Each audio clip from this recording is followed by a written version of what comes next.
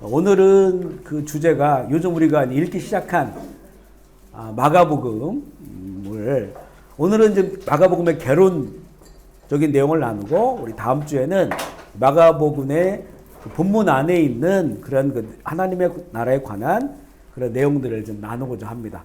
한번 따라해 볼까요? 마가가 전한 복음. 네, 그냥 우리가 마태복음, 마가복음 하면 이게 하나의 고유 대명사처럼 돼 있어요. 어떤 느낌이 없는데 이거 마가가 전한 복음이에요. 마태가 전한 복음, 누가가 전한 복음, 요한이 전한 복음. 이렇게 조금 그 의미를 풀어서 우리가 읽으면 더 가까이 느껴지는 그런 영적인 느낌이 있어요. 그러니까 마가가 우리들에게 전한 복음이구나 라고 하는 것을 느낄 수 있습니다. 그리고 마가가 우리에게 어떤 복음을 전했는가 라고 하는 것을 우리는 관심을 가지고 또 어떤 갈망을 가지고 성경을 우리 읽게 되는 것이죠. 오늘은 이 마가복음의 개론적인 그런 부분들을 나누기 원하는데요. 먼저는 마가가 누구냐? 마가는 예수님의 제자인데 사도는 아닙니다. 우리 전에 그 예수님의 12제자, 사도들이죠. 를 한번 외워봐라 했더니 마태, 마가, 누가 요한 이렇게 시작하는 사람도 있더라고요. 베드로, 안드레, 야고보 이렇게 나가야 되는데 이게 성경에 그렇게 되어 있으니까 마태, 마가, 누가, 요한인데 사복음서를 쓴 저자들 중에서 마태는 사도예요. 예수님이 부르신 사도. 마가는 사도가 아니고 제자입니다. 그리고 누가도 제자예요. 사도가 아니죠. 요한은 사도예요. 이것을 우리가 전체적으로 봤을 때는 다 예수님의 사도나 다른 제자들이나 같은 제자다라고 우리가 이야기할 수 있지만 성경은 이걸 구분을 합니다. 사도와 제자를 구분해요. 우리가 이제 요한계시록을 쭉 보다 보면 24보좌가 나와요. 24개 보좌가. 그 보좌에 보면 12보좌는 이스라엘의 12지파. 그러니까 야곱의 아들들이죠.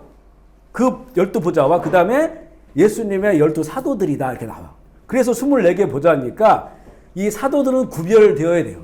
그리고 우리 예수님의 제자들은 예수님의 제자들이지만 우리가 예수님과 함께 했던 사도들이 전한 복음을 가지고 배우고 훈련하며 예수님을 따라가는 거예요. 예수님은 사람으로 오셨지만 하나님이시잖아요. 하나님의 아들 하나님이세요. 그러니까 하나님과 사람 사이에 이 근접할 수 없는 그런 큰 갭이 있는 거죠. 그 가운데에 사도들이 있는 거예요. 사도는 우리랑 똑같은 사람들이에요. 밥 먹고 또 화장실도 가고 슬프고 아프고 괴롭고 상처도 받는 이런 똑같은 사람들이에요. 이런 사람들이 예수님과 함께 했었고 그들이 성령 받고 전한 복음을 통해서 우리가 예수님의 제자가 되어 가는 거죠. 그게 사도들의 역할이에요.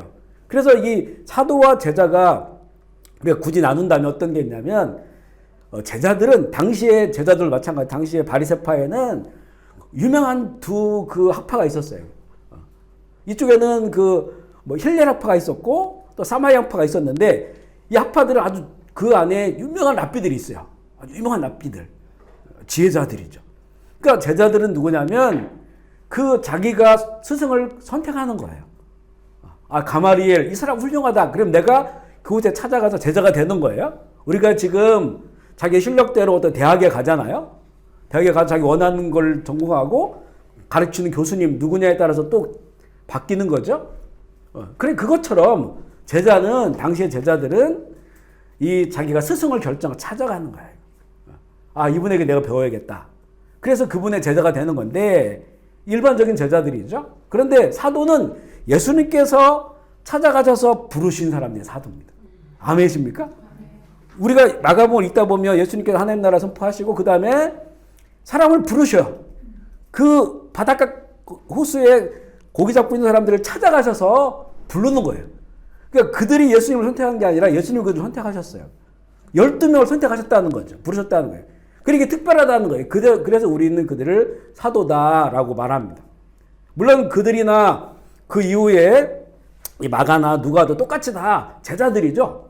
제자들이라고도 충분히 부르지만 이거를 성경은 구별하고 있고 또 우리도 이 구별된 것을 알아야 되는 거죠. 사도들은 예수님께서 부른 사람 12명입니다. 가룟 유다가 이제는 배반하고 떠났지만 그 마띠아를 나중에 초대교회가 마띠아를 제비로 뽑아서 12사도에 포함시켜요. 근데 이 마띠아도 잘 보면요. 왜 마띠아가 됐냐면 둘이 있었는데 둘 중에 한 명을 추천한 거예요. 뽑은 거예요. 근데 그들은 우리와 함께한 자라고 써 있어요. 그러니까 이 마띠아도 예수님께 사역하실 때 사도들과 함께했던 사람 중에 하나예요.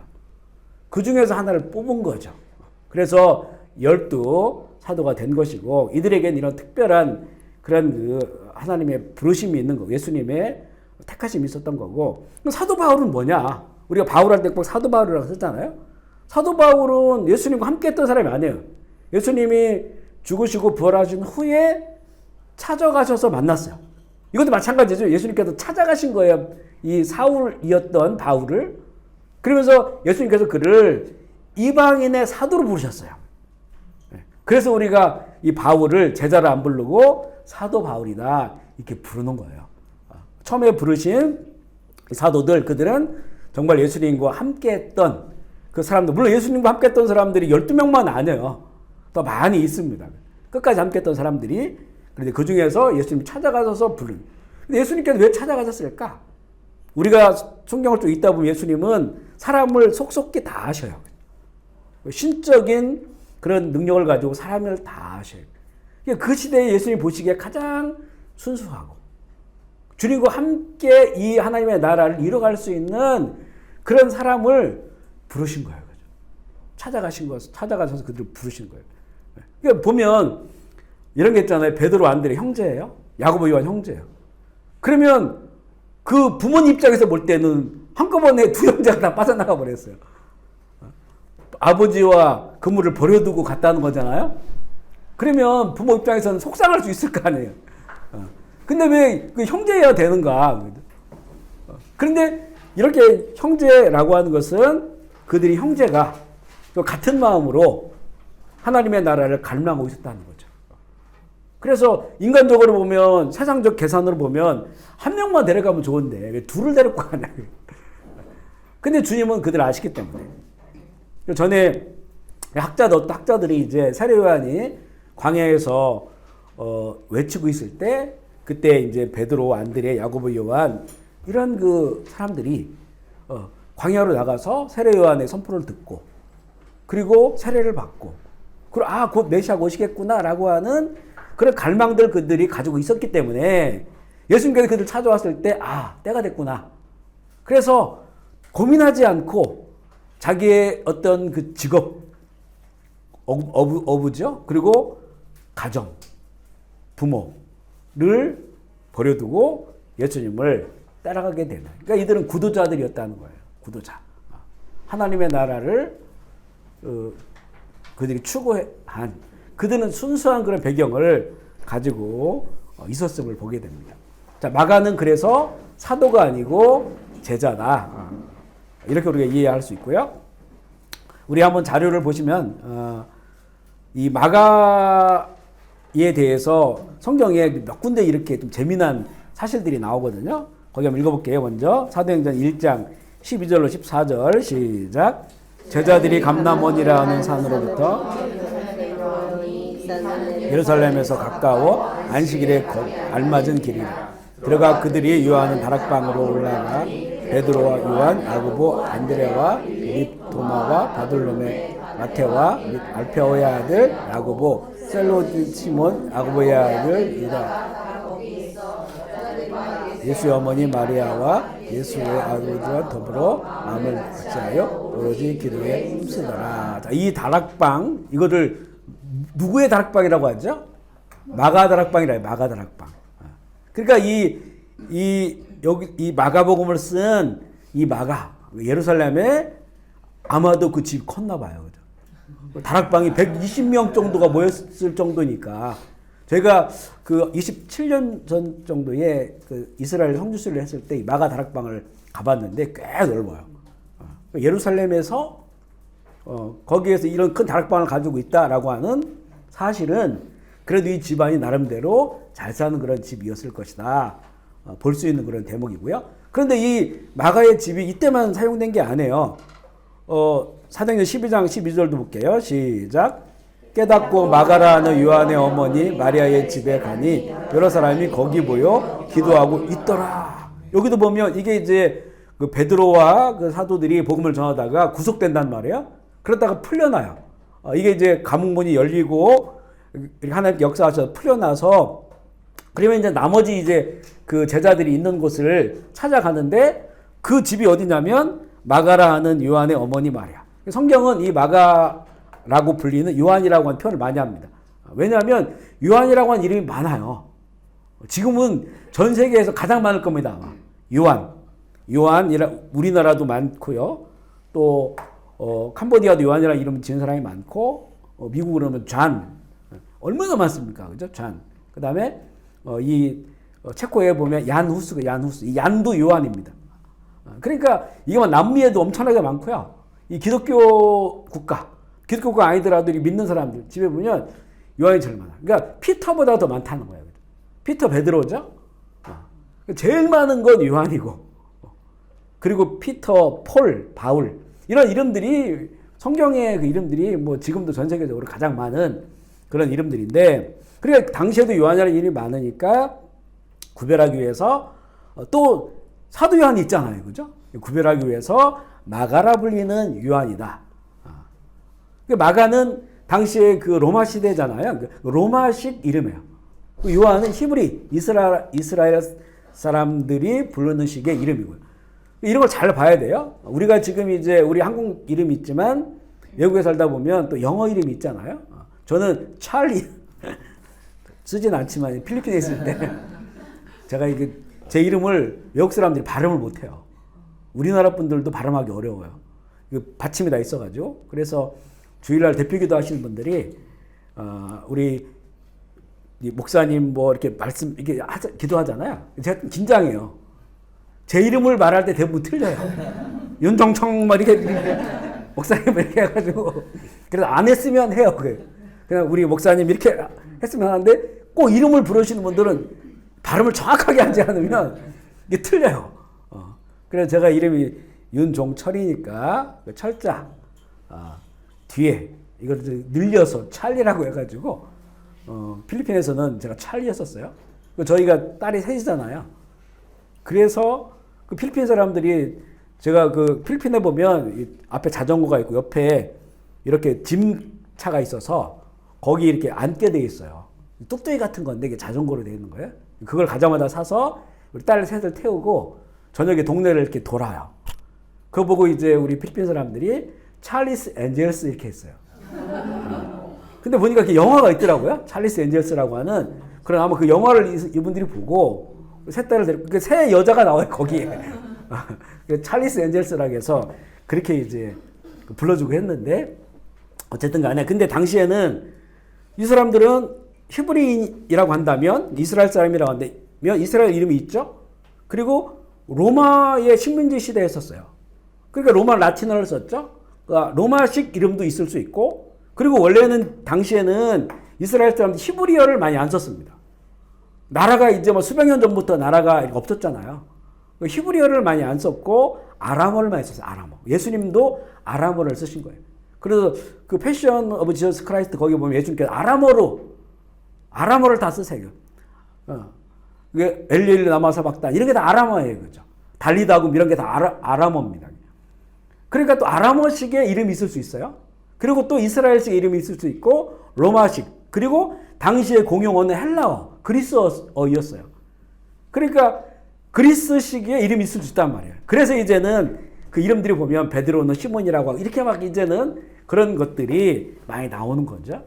제가 이번에 성주 순례할 때 가장 먼저 도착한 곳이 아테네, 그리스 아테네였었거든요. 거기서부터 거기 이제 잠깐 그 성지들을 보고 그리고 육로로 그 튀르키예로 이동해서 남은 일정을 했는데요.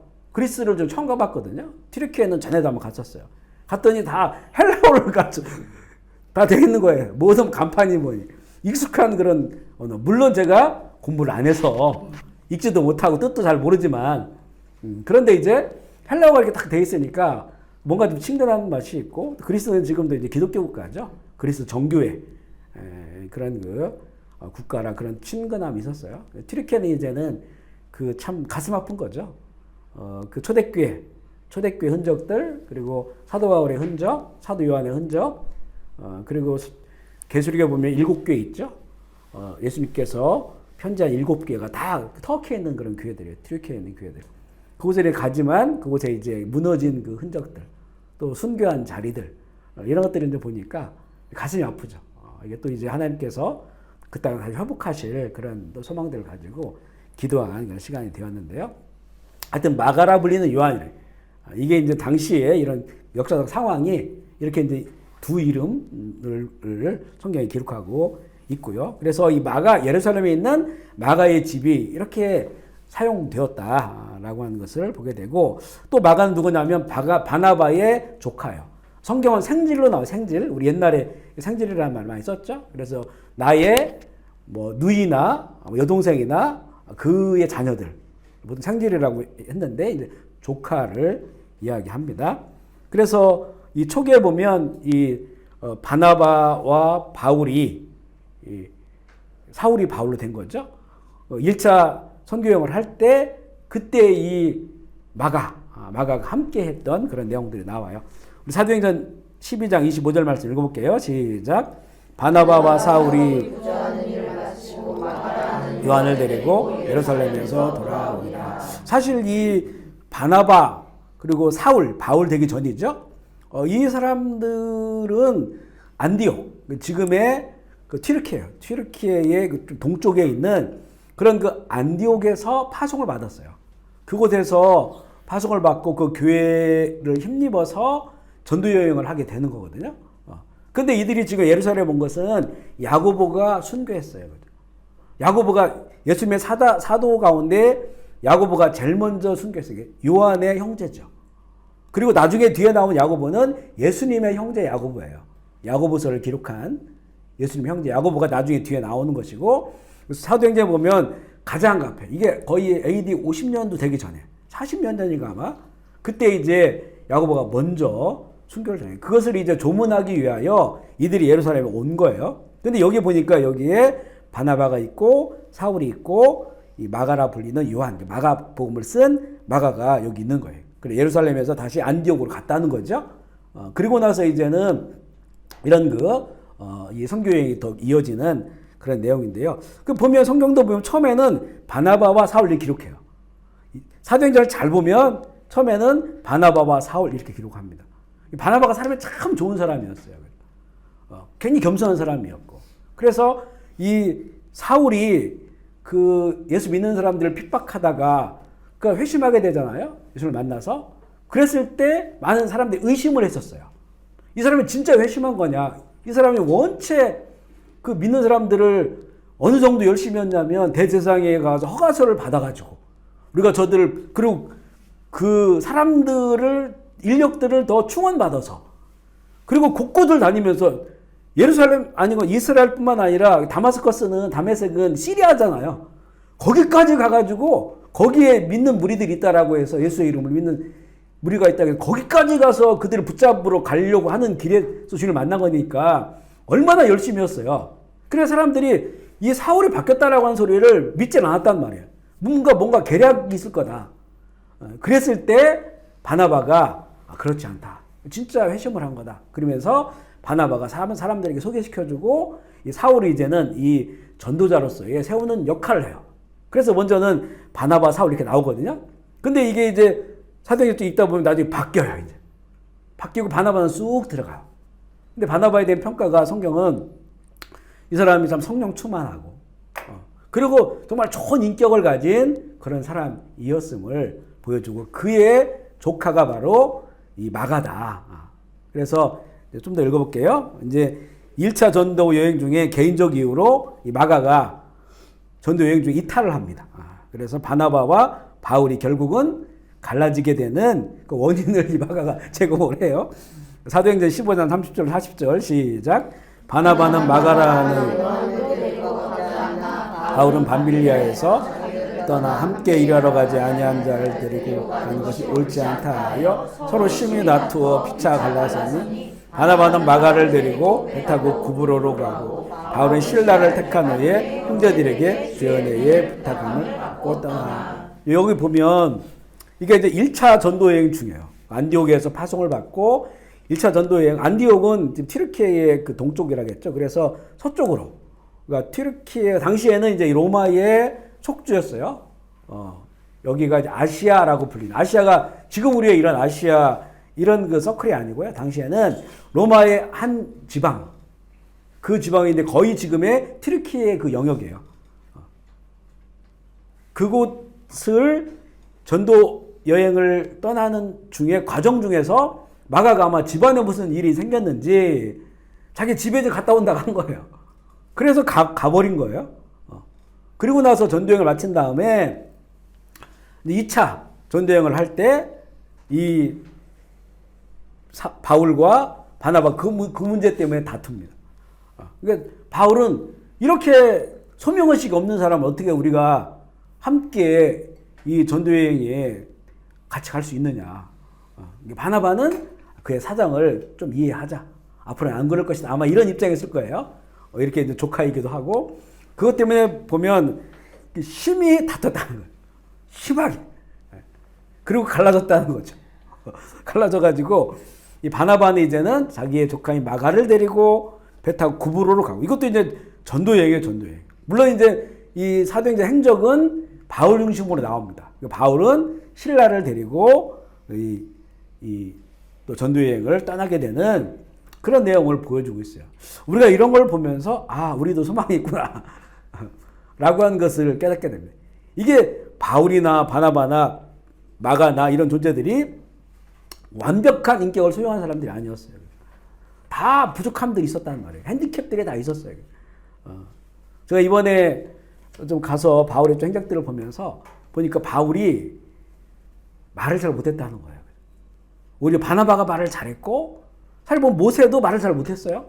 그래서 아론이 대신 말해줬어요. 이런 그 핸디캡도 있어요. 그 바울은 대머리.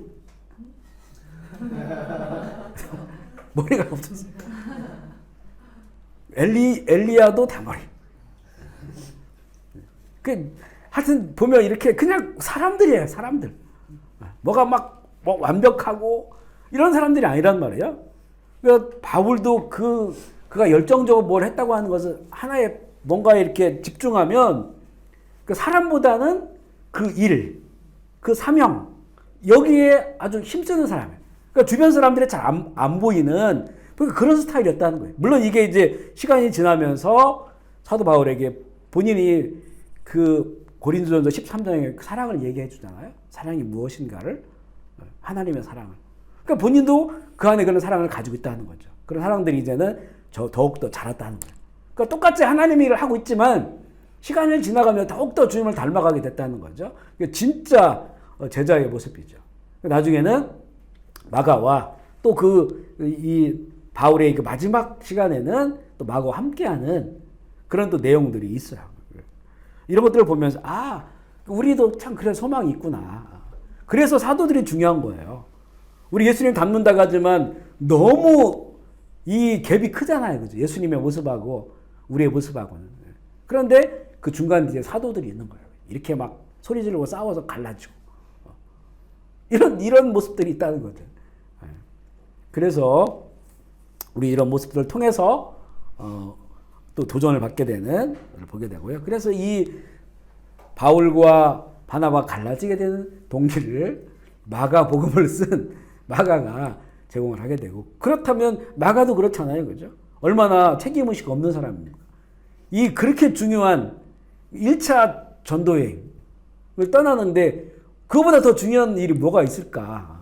예수님께서 제자를 부르실 때 내가 장사 지내고 오겠습니다 했더니 죽은 자는 죽은 자들에게 장사 지내고 넌 나를 따르라 말씀하셨잖아요. 그러니까 그거보다 더 중요한 일 없다는 거죠.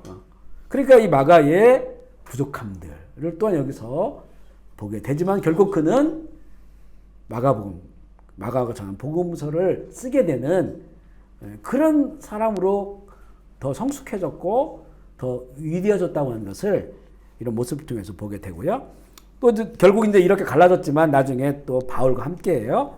골로새서 4장 11절 말씀 읽어볼게요. 10절 시작.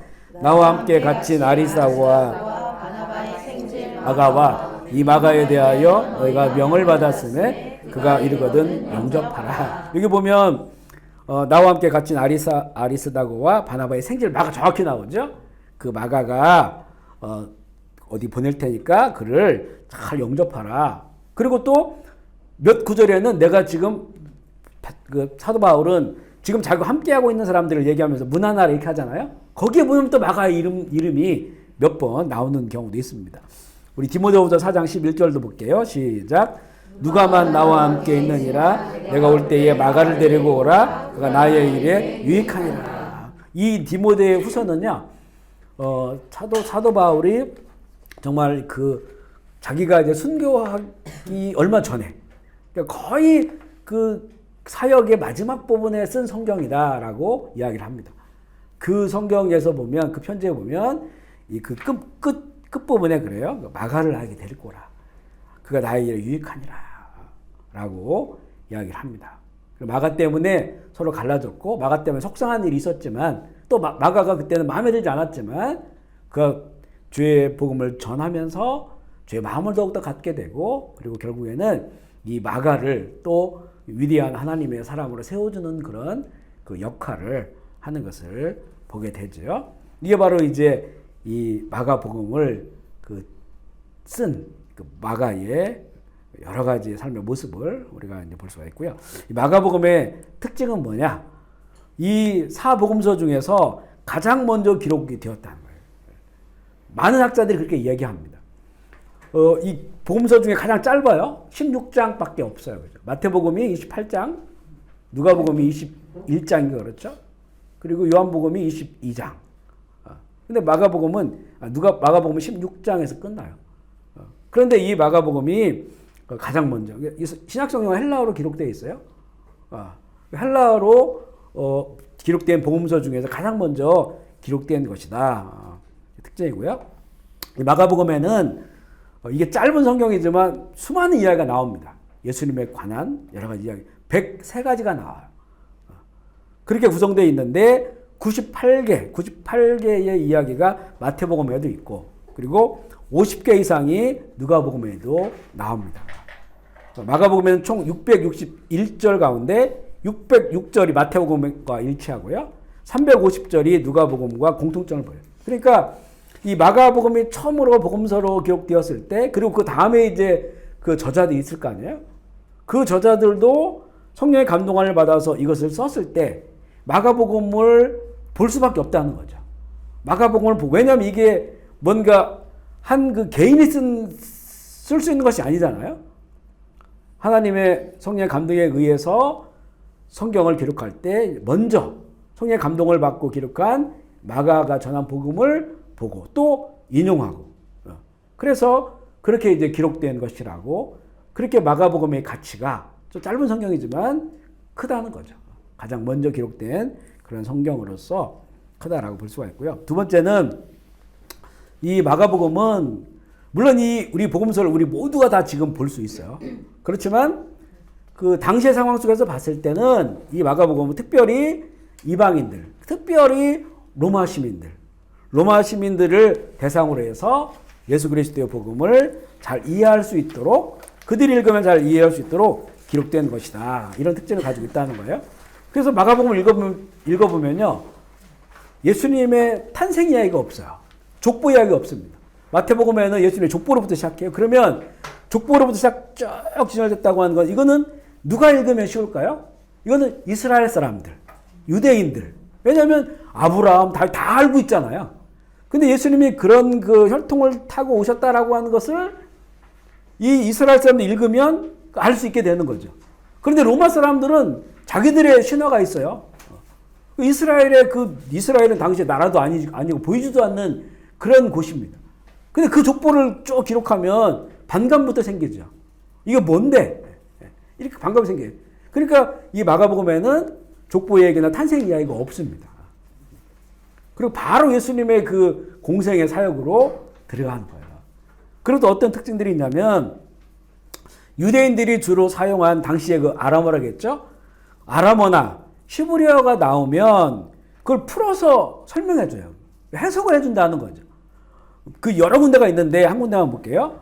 마가복음 5장 41절 말씀 읽어볼게요. 시작. 그 아이의 손을 잡고 이르시되 번역하면 내가 내게 말하노니 소녀야 일어나라.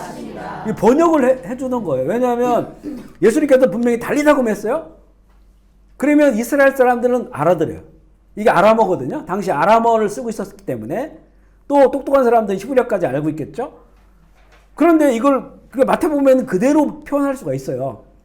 그런데 로마 사람들에게는 뭐라고 얘기했는지, 그러니까 그걸 풀어서 번역하면 너희가 말하노니 소녀야 일어나라 이렇게 말하니까 소녀가 일어났더라. 죽은 그런 소녀가 살아났다. 그 얘기를 하는 거예요. 이런 내용들이 많습니다. 많아요. 그리고 또 그 밑에 볼까요? 그 유대인의 관습과 이 어떤 종파 이런 것들도 로마 사람들은 모르죠. 그런 것들에 대해서 또한 설명해주고 있다. 우리 마가복음 7장 1절로 4절 시작. 바리새인들과 몇이 예루살렘에게 와서 예수께 모여들었다가 그의 제자 중 몇 사람이 부정한 손 곧 씻지 아니한 손으로 떡 먹는 것을 보았더라. 바리새인들과 모든 유대인들은 장로들의 전통을 지키어 손을 잘 씻지 않고서는 음식을 먹지 아니하며 또 시장에서 들어와서도 물을 뿌리지 않고서는 먹지 아니하며 그 외에 여러 가지를 지키어 오는 것이 있으니 잔과 주발과 눕그릇을 씻습니다. 가로를 치고 설명을 해놨잖아요. 왜냐하면 이거는 유대인들의 어떤 전통, 이 전통은 다 종교적 전통입니다. 종교적 전통을 이들이 그렇게 가지고 있는 거예요. 그러니까 예수님에 대한 이야기를 하는데 이게 이제는 당시 논쟁거리가 되잖아요. 그 유대 종교인들에게 이거를 설명을 해줘야 되는데 로마 사람들은 전혀 이스라엘 사람들의 이런 종교적 전통을 몰라요. 그러니까 여기에 풀어서 설명을 하는 거예요. 바리새인들 그리고 유대인들은 그 장로의 전통이 있어서 손을 씻지 않고는 밥을 먹지 않는다. 이런 것들을 쭉 설명을 해줘요. 그래서 알아듣기 쉽도록 한다는 거죠. 왜 굳이 사복음서냐? 정말 마태복음 내지는 누가복음 하나만 있으면 예수님에 대한 어떤 탄생부터 해서 내용들을 거의 다 알게 되고 공통된 것이 많잖아요. 내용이. 근데 왜 굳이 사복음서냐? 이렇게 우리가 질문할 수 있는데 이 사복음서는 당시 시대에 사는 사람들, 물론 이것도 우리에게도 의미가 있는 거예요. 우리에게도. 그런 사람들 모두에게 예수 그리스도의 복음을 전해야 되기 때문에 그들을 대상으로 해서 성경에 써진 거다. 이렇게 이해할 수가 있어요. 마태복음 앞서 말씀드린 것처럼 이건 이스라엘 사람들이 읽으면 쉽게 이해할 수 있는 것이고 마가복음은 이방인들, 특별히 로마 시민들을 대상으로 쓴 것이고 그럼 누가복음은 뭐냐? 누가복음도 이방인을 대상으로 쓴 거예요. 하지만 누가복음은 처음 어떻게 시작하냐면 데오빌로요 이렇게 시작합니다. 데오빌로요. 누가가 누가복음하고 사도행전을 썼어요. 사도행전도 어떻게 시작하냐면 데오빌로요. 데오빌로 각하. 그러면서 지난번에 얘기했던 거는 예수님에 관한 얘기, 이 글을 쓴 것이고, 그리고 그 이후에 된 것을 내가 씁니다. 라고 하는 게 사도행전이에요. 그러면 보면 누가복음은 한 사람에게 쓴 거예요. 한 사람. 이게 로마 시민, 이방은 이렇게 어떤 공통된, 이런 그 세대들에게, 공통된 사람들에게 쓴 것이기보다는 죄인인 한 사람, 죄인인 한 사람에게 예수 그리스도의 복음이 무엇인지를 알려주기 위해서 쓴 거다. 그 대상이 데오빌로예요. 데오빌로라고 하는 아마 로마에서 어떤 높은 신분을 지닌 그런 그 사람입니다. 그 사람이 쓴 겁니다. 이런 특징을 가지고. 그리고 요한복음은 다르죠. 그러니까 마태, 마가, 누가는 아까 말씀드린 것처럼 거의 같이 든 게 많아요. 그래서 이거를 공관복음이다. 공통된 관점을 가지고 서술된 거다. 공관복음. 요한복음은 처음부터 예수님 말씀이다 이렇게 나오잖아요. 말씀 로고스다 나오고 그건 빛이다. 그러니까 이거는 예수님의 어떤 역사적 사실을 쭉 쓰면서 하나님의 나라를 보여준 것이기보다는 이 요한복음은 이거는 그 예수님의 오심과 또 하신 일에 대한 영적 의미, 영적 가치를 보게 한 거예요. 영적 가치. 예수님이 나는 생명의 양식이다, 나는 양식이다 라고 했던 건 어떤 의미냐? 이거는 영원한 생명의 양식이다 이런 거죠. 나는 생명의 떡이다 라고 했을 때, 나는 생명의 피다 라고 했을 때 이건 어떤 의미냐? 이것은 이제는 그 의미를 풀어주는 거예요. 요한복음은. 요한이 사도에 잘 오래 살았잖아요. 이번에 이제 성령 순례 중에 우리 전에는 가보지 못했던 그런 곳을 또 가봤는데 바로 요한이 이게 성경을 집필한 곳이에요. 그 높은 언덕에 있더라고요. 그래서 그곳에서 요한 1, 2, 3, 4 이런 걸 요한 복음을 집필했는데 물론 이제 요한 계시록은 반모섬에서 그곳에서 계시를 받은 거죠. 그리고 요한이 직접 쓴 게 아니에요. 나이 90이 넘은 요한이 쓸 수가 없어요.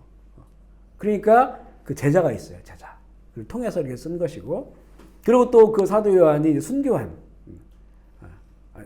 순교 죽은 그런 또 그 사도요한이 집필한 그곳의 근처에 그 아래쪽에 그 무덤이 있더라고요. 사도 요한의 무덤이 그런 곳으로 우리가 이제 방문을 했는데 참 감동을 많이 받았습니다.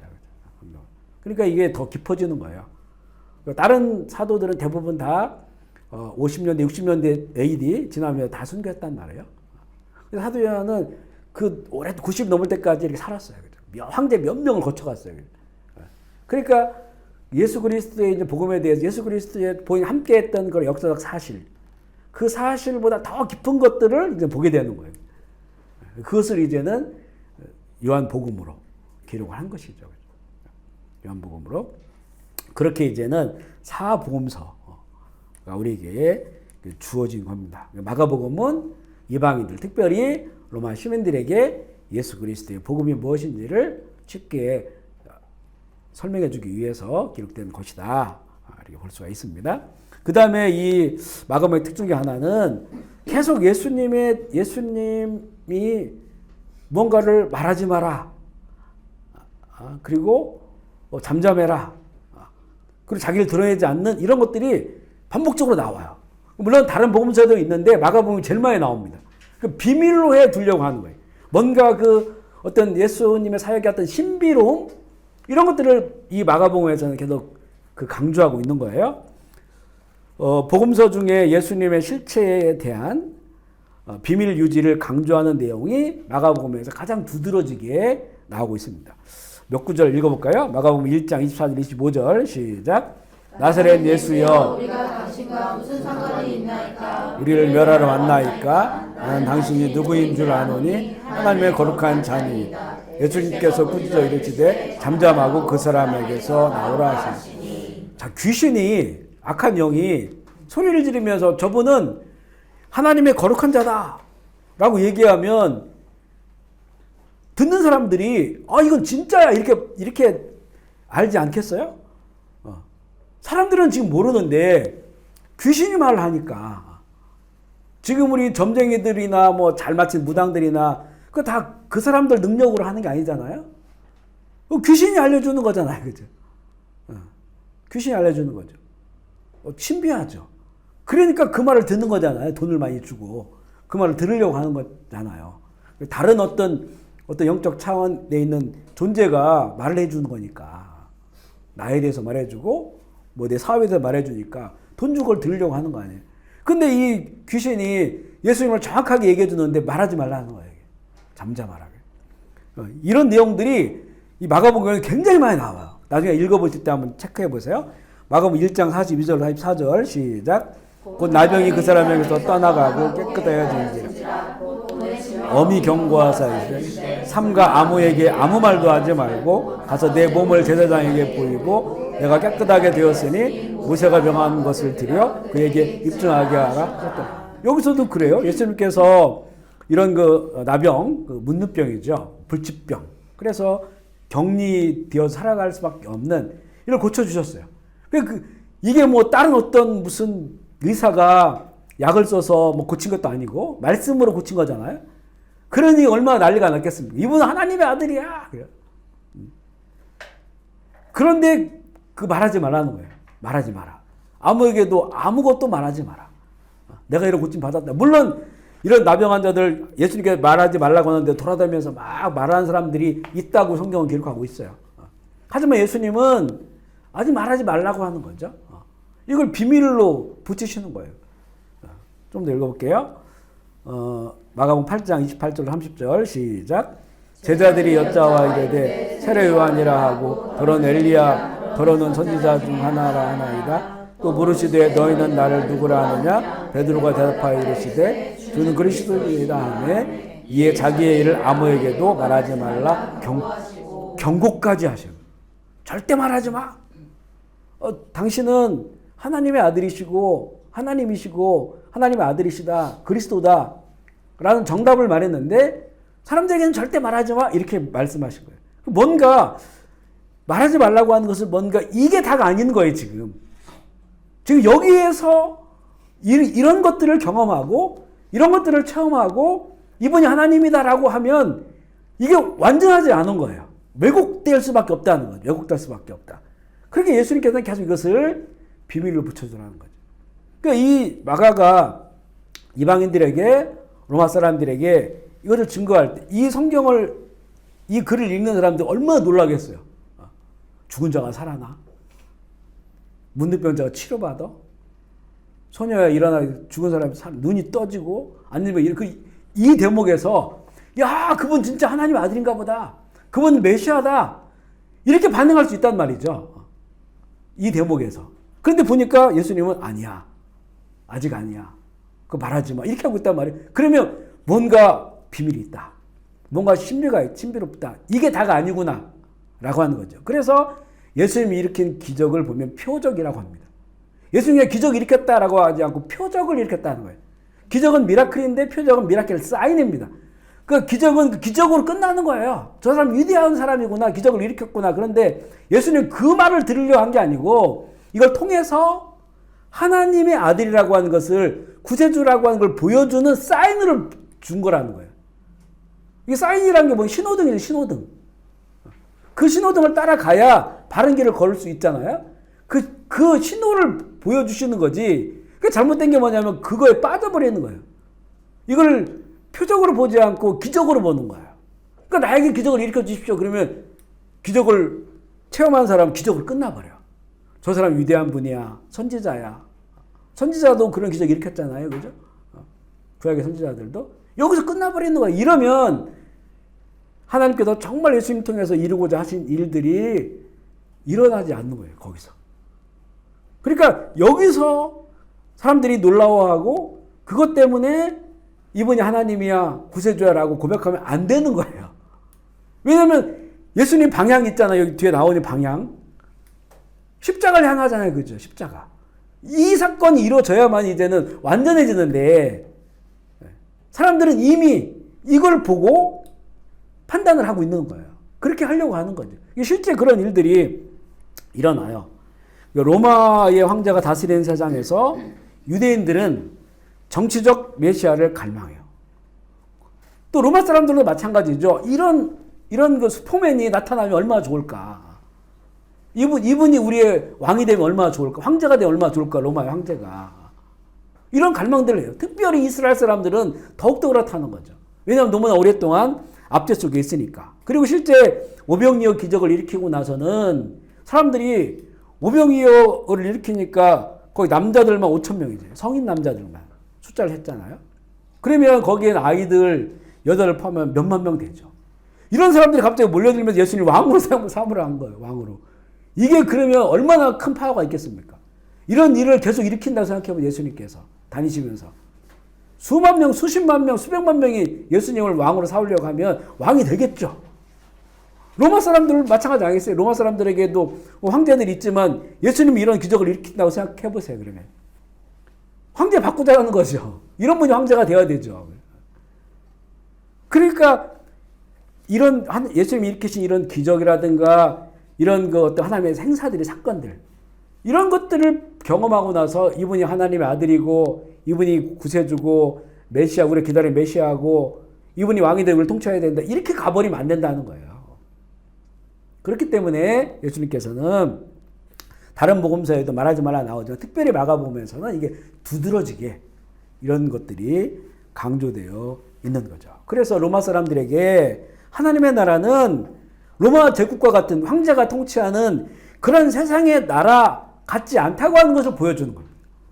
예수님이 이런 막 능력으로 권능으로 그 시대 사는 모든 세상 사람들이 왕이 된다 한다면 그렇게 세상 나라를 세우게 된다면 이게 하나님이 원하시는 하나님의 나라가 아니잖아요. 그죠? 힘과 권능. 이게 이제 그 철학적으로도 어떤 그 정말 위대한 영웅, 슈퍼맨 같은 사람이 나와서 세상을 다스린 철인 정치. 아주 지혜자, 힘 있는 사람, 이런 사람들이 세상을 다스려야 된다. 그래 다른 모든 민중들은 우매하고 어리석기 때문에 그 한 사람의 어떤 지혜로운 사람, 그 사람을 위해서 그들을 다 잘 사는 나라를 만들 것이다. 이게 주체 사상이고요. 수령관이 있죠. 그리고 히틀러가 그런 철인 정치를 배운 거예요. 그래서 자기를 우상화하고 신격화해가지고 그렇게 통치하려고 했던 거죠. 그래 예수님의 방식은 이 세상적 통치 방식이 아니죠. 오히려 반대로 더 낮아지시고 십자가를 향해 그 방향을 향해 나가는 거예요. 십자가가 없으면 하나님의 나라가 안 되는 거예요. 그러니까 조용하라, 잠잠하라. 아직은 아니다. 제자들이 고백했음에도 불구하고 말하지 말라는 거예요. 그리고 나서 제자들이 베드로가 고백했을 때 바로 한 얘기가 뭐냐면 내가 십자가에 죽어야 된다라고 얘기를 하는 거죠. 베드로 깜짝 놀라서 그 길을 막으려고 하는 거잖아요. 그렇게 이제는 그런 내용들이 이제 복음서에 기록되어 있고요. 네 번째 이 마가복음의 특징은 우리 지난 주일에 나눴지만 하나님 나라에 대한 그 초점이 맞춰져요. 물론 모든 복음서가 그렇게 되어 있어요. 특별히 더 그리고 그 이름 자체를 천국이라는 표현보다는 하나님 나라라는 표현을 더 많이 씁니다. 마태복음은 천국이라는 표현을 많이 쓰거든요. 마가, 누가복음, 앞서 얘기한 이방인들에게 예수 그리스도의 복음을 더 전하려고 하는 마가와 누가복음에는 하나님의 나라의 복음 내지는 하나님의 나라라고 하는 표현이 많이 나와요.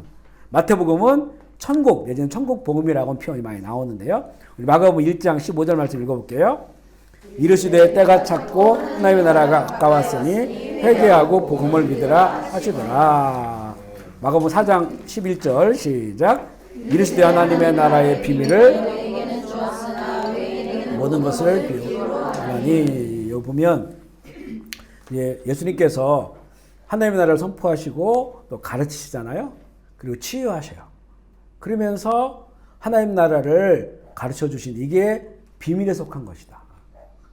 너희들은 제자들이에요. 제자들은 누구냐면 이제는 나의 모든 세상, 나의 나라를 내가 포기하고 하나님의 나라를 받아들이겠다. 예수 그리스도를 믿음으로 받아들이겠다고 결단하고 나온 사람들이에요. 너희들에게는 하나님의 나라의 비밀을 가르쳐 주는데 외인들에게는 말하지 않겠다는 거예요. 말하지 않겠다. 이들은 그 마음밭에 가르쳐줘도 모르는 것이고 오히려 예수님께서 이런 하나님 나라를 복음을 전하면 전할수록 바리새인들이나 서기관들이나 그걸 더욱더 하나님을 예수님을 대적하는 거예요. 하나님 나라에 방해되는 거죠. 그래서 외인들에게는 이 비유로 한다는 거예요. 그 비유를 듣고 그들이 깨달으면 참 좋아. 겸손한 마음으로. 그렇지 않으면 그들이 깨닫지 못하는 거예요. 하나님의 나라의 비밀이라고 표현하고 있고요. 마가복음 10장 15절 말씀 시작. 내가 진실로 너에게 이르노니 누구든지 하나님의 나라를 어린아이와 같이 받지 않는 자는 결탈코 그곳에 들어가지 못하리라. 아멘이시죠? 하나님의 나라라고 나오고요. 마가복음 12장 34절 시작. 예수께서 그가 지혜 있게 대답하고 모시고 이르시되 하나님의 나라에서 멀지 않도다 하시니 그 후에 감히 묻는 자가 없더라. 그 대답하는 것을 보시고 이 사람이 이제 마음이 막 열려져 가고 있는 거예요. 그러니까 네가 하나님의 나라와 가깝다. 왜냐하면 그 예수님을 받아들이면 하나님의 나라를 누리게 되는 거죠. 근데 마태복음에는 천국 내지는 천국 복음이다 이렇게 표현을 하거든요. 같은 그런 기사들인데 왜냐하면 마태복음은 이스라엘 사람들이 읽으면 쉽게 이해할 수 있는 복음이라겠죠. 이스라엘 사람들에게는 하늘나라라고 하는 개념이 있어요. 천국이 우리는 한문으로 천국인데 이걸 풀으면 이 하늘천 나라국이니까 하늘나라죠. 하늘나라. 이게 하나님이 거하시는 이 하늘나라가 있다라고 하는 개념이 이스라엘 사람들에게 있어요. 그래서 그들에게는 천국이 가까웠다. 천국 복음 이렇게 표현하면 그들 알아들어요. 그런데 이 로마 사람들, 이들의 지금 문화는 헬라 문화예요. 헬라 문화에는 보면 신화가 지금 신화 중심이에요. 그러니까 뭐 온통 그 가는 곳곳마다 그 신화들이 있고 그 신화로 지역 이름을 짓고 그리스도 마찬가지고 터키도 마찬가지예요. 다 그렇게 되어 있어요. 근데 이 신화는 뭐냐? 그리스 신화는 뭐냐면 하늘나라를 얘기하는 게 아니고 저 하늘나라를 얘기하는 게 아니고 세상나라예요. 그래서 그 그리스 신화의 신들이 보면 서로 막 싸우고 또 이간질하고 또 뭐 하여튼 음란하고 이런 것들이 막 거기 다 있는 거예요. 그러니까 그냥 세상 나라의 이야기지 하늘나라의 이야기가 아니에요. 뭐 거룩하고 고귀하고 그런 이야기가 아니에요. 세상 나라처럼 싸우고 갈등하고 죽이고 뭐 다 이런 이야기들이에요. 그 신화들은 다. 그러니까 이 로마 사람들이나 이들에게는 이런 그 하나님 나라에 대한 개념이 없는 거예요. 누가복음, 마가복음에는 하나님의 나라. 그렇지만 또 이게 하나님의 나라의 개념이 영원한 게 누가복음 뒤에 보면 예수님께서 하나님 나라 너희들 안에 있다. 이 땅에도 이루어진다는 거예요. 그리고 좀 더 읽어보면 이런 일들이 일어나는 것을 보거든 하나님의 나라 가까운 줄 알아. 그러면 이 나라는 뭡니까? 하늘에서 임하는 나라죠. 이런 개념으로 이들에게 설명해주고 있다는 거예요. 하나님의 나라는 이 땅 가운데서 예수님을 통해서 이루어진 나라이기 때문에 이 땅에서 누릴 수 있는 것이고 또 그러나 이건 불안정하지만 영원한 하나님의 나라가 주님 오실 때 그 나라가 임하는 거야. 이런 일이 일어나면 그런 나라가 가까웠다고 하는 것을 소망하고 기다려야 돼. 이렇게 예수님이 말씀해 주시는 거예요. 이런 하나님 나라의 개념들을 이렇게 이 언어를 통해서 설명해 주고 있다는 거예요. 그 나라를 살아갈 수 있도록. 그래서 이 마가복음의 특징 중에 하나가 하나님의 나라에 대한 이런 개념을 이 이방 사람들에게 가르쳐 주고 있어요. 그렇죠? 아멘이시죠? 우리나라도 보면요. 그 단군 신화죠, 단군 신화. 이 단군 신화에 보면 하늘님이 내려오셔요. 하늘님이. 그리고 천재. 제사를 지내는데 유교처럼 조상들에게 살아있는 뭐 사람들이나 조상들에게 제사 지내는 게 아니고 천재를 드리는 거예요. 하늘의 제사를 드리는 거예요. 그 마이산 그곳에서. 이게 어디서부터 왔을까? 이게 이제 물론 조선 이전에 온 거죠. 조선시대에는 유교였으니까 조상신들, 뭐 귀신들에게 제사 드리는 거죠. 그러나 더 멀리 가보면 천재를 드린다는 말이죠. 그러니까 이제 결국 이걸 막 또 연구하시는 분들이 있죠. 단군이 아니라 그 노아 이후에 그 흩어져 동쪽으로 사람들이 오잖아요. 그런데 그들이 이 여호와 하나님에 대한 신앙을 가지고 있는 거죠. 하늘에 계신 하나님. 그 부분에 대한 신앙이 있어서 우리나라에 오면서 이런 거 나중에 왜곡된 그 형태로 지금 나타나는 것이다. 이렇게 이야기하는 분들이 있습니다. 그러니까 우리가 천재를 지내고 그 하나님을 우리는 개신교는 하나님이라고 하지만 캐톨릭은 하느님이라고 하죠. 그러니까 우리는 하나라고 하는 것을 강조하는 거예요. 한 분이라고 하는 것을. 미신과 우상을 숭배했던 나라니까. 그리고 이 천주교는 그 하늘에 계신 분, 그 하늘이라고 하는 의미를 강조하는 겁니다. 그러니까 하늘님, 이게 이제 하느님으로 바뀐 거예요. 그렇게 표현을 우리가 서로 다르게 하고 있지만 우리나라에 이런 신앙이 내려온다고 하는 것은 참 이건 신기한 그런 일입니다. 신기한 일. 아마 노아 용수 이후에 이렇게 동쪽으로 갔던 사람들에 의해서 내려온 것이 아니냐 이렇게 볼 수 있다고 생각할 수 있죠. 세 번째는 마가복음에서 지향하고 있는 방향. 우리 앞서 말씀드린 것처럼 예수님께서는 자신의 어떤 사역의 정체성이라 할까요? 이것을 이제는 잠잠하게 하고 감추시고 비밀로 하셨는데 그 이유가 있죠. 십자가를 향해 나아가게 되기 때문에 최종적으로 대속이라고 하는 사건이 가장 중요한 하나님 나라의 그런 사건이기 때문에 그런 방향으로 나아가신다. 예수님께서 자신의 사역을 비밀로 하시며 신비한 영역에 두시고자 한 것은 십자가를 향하여 나가야 하기 때문입니다. 마가복음은 예수님께서 일으킨 많은 기적의 사건에 중심 방향을 두지 않아요. 오히려 그것을 감추려고 하고 그것 때문에 흥분하지 않도록 경계하시죠. 그것은 예수님의 어떤 진정한 사역을 보게 하는 그런 단서일 뿐이지 그거 자체가 목적이 아니라는 거예요. 기적을 경험한 사람들은 기적을 일으킨 예수님을 높이려고 하죠. 하나님의 아들 메시아로 부르고 또 전파하기를 그들이 원했지만 예수님은 비밀로 하라고 강조를 하셔요. 아직 완성되지 않은 그 사건, 이 십자가 사건이 일어나기 전에 예수님을 그리스도로 받아들이는 것을 경계하셨어요. 극도로 경계하셨습니다. 왜냐하면 이 사건이 정말 하나님 나라의 가장 중요한 사건이기 때문에 죄인은 못 들어가요. 하나님 나라는. 이 땅에서나 저 하늘에서나. 죄인은 못 들어가는 거예요. 하나님 다스리시고 통치하시는 그 나라는 거룩한 사람들만 갈 수 있거든요.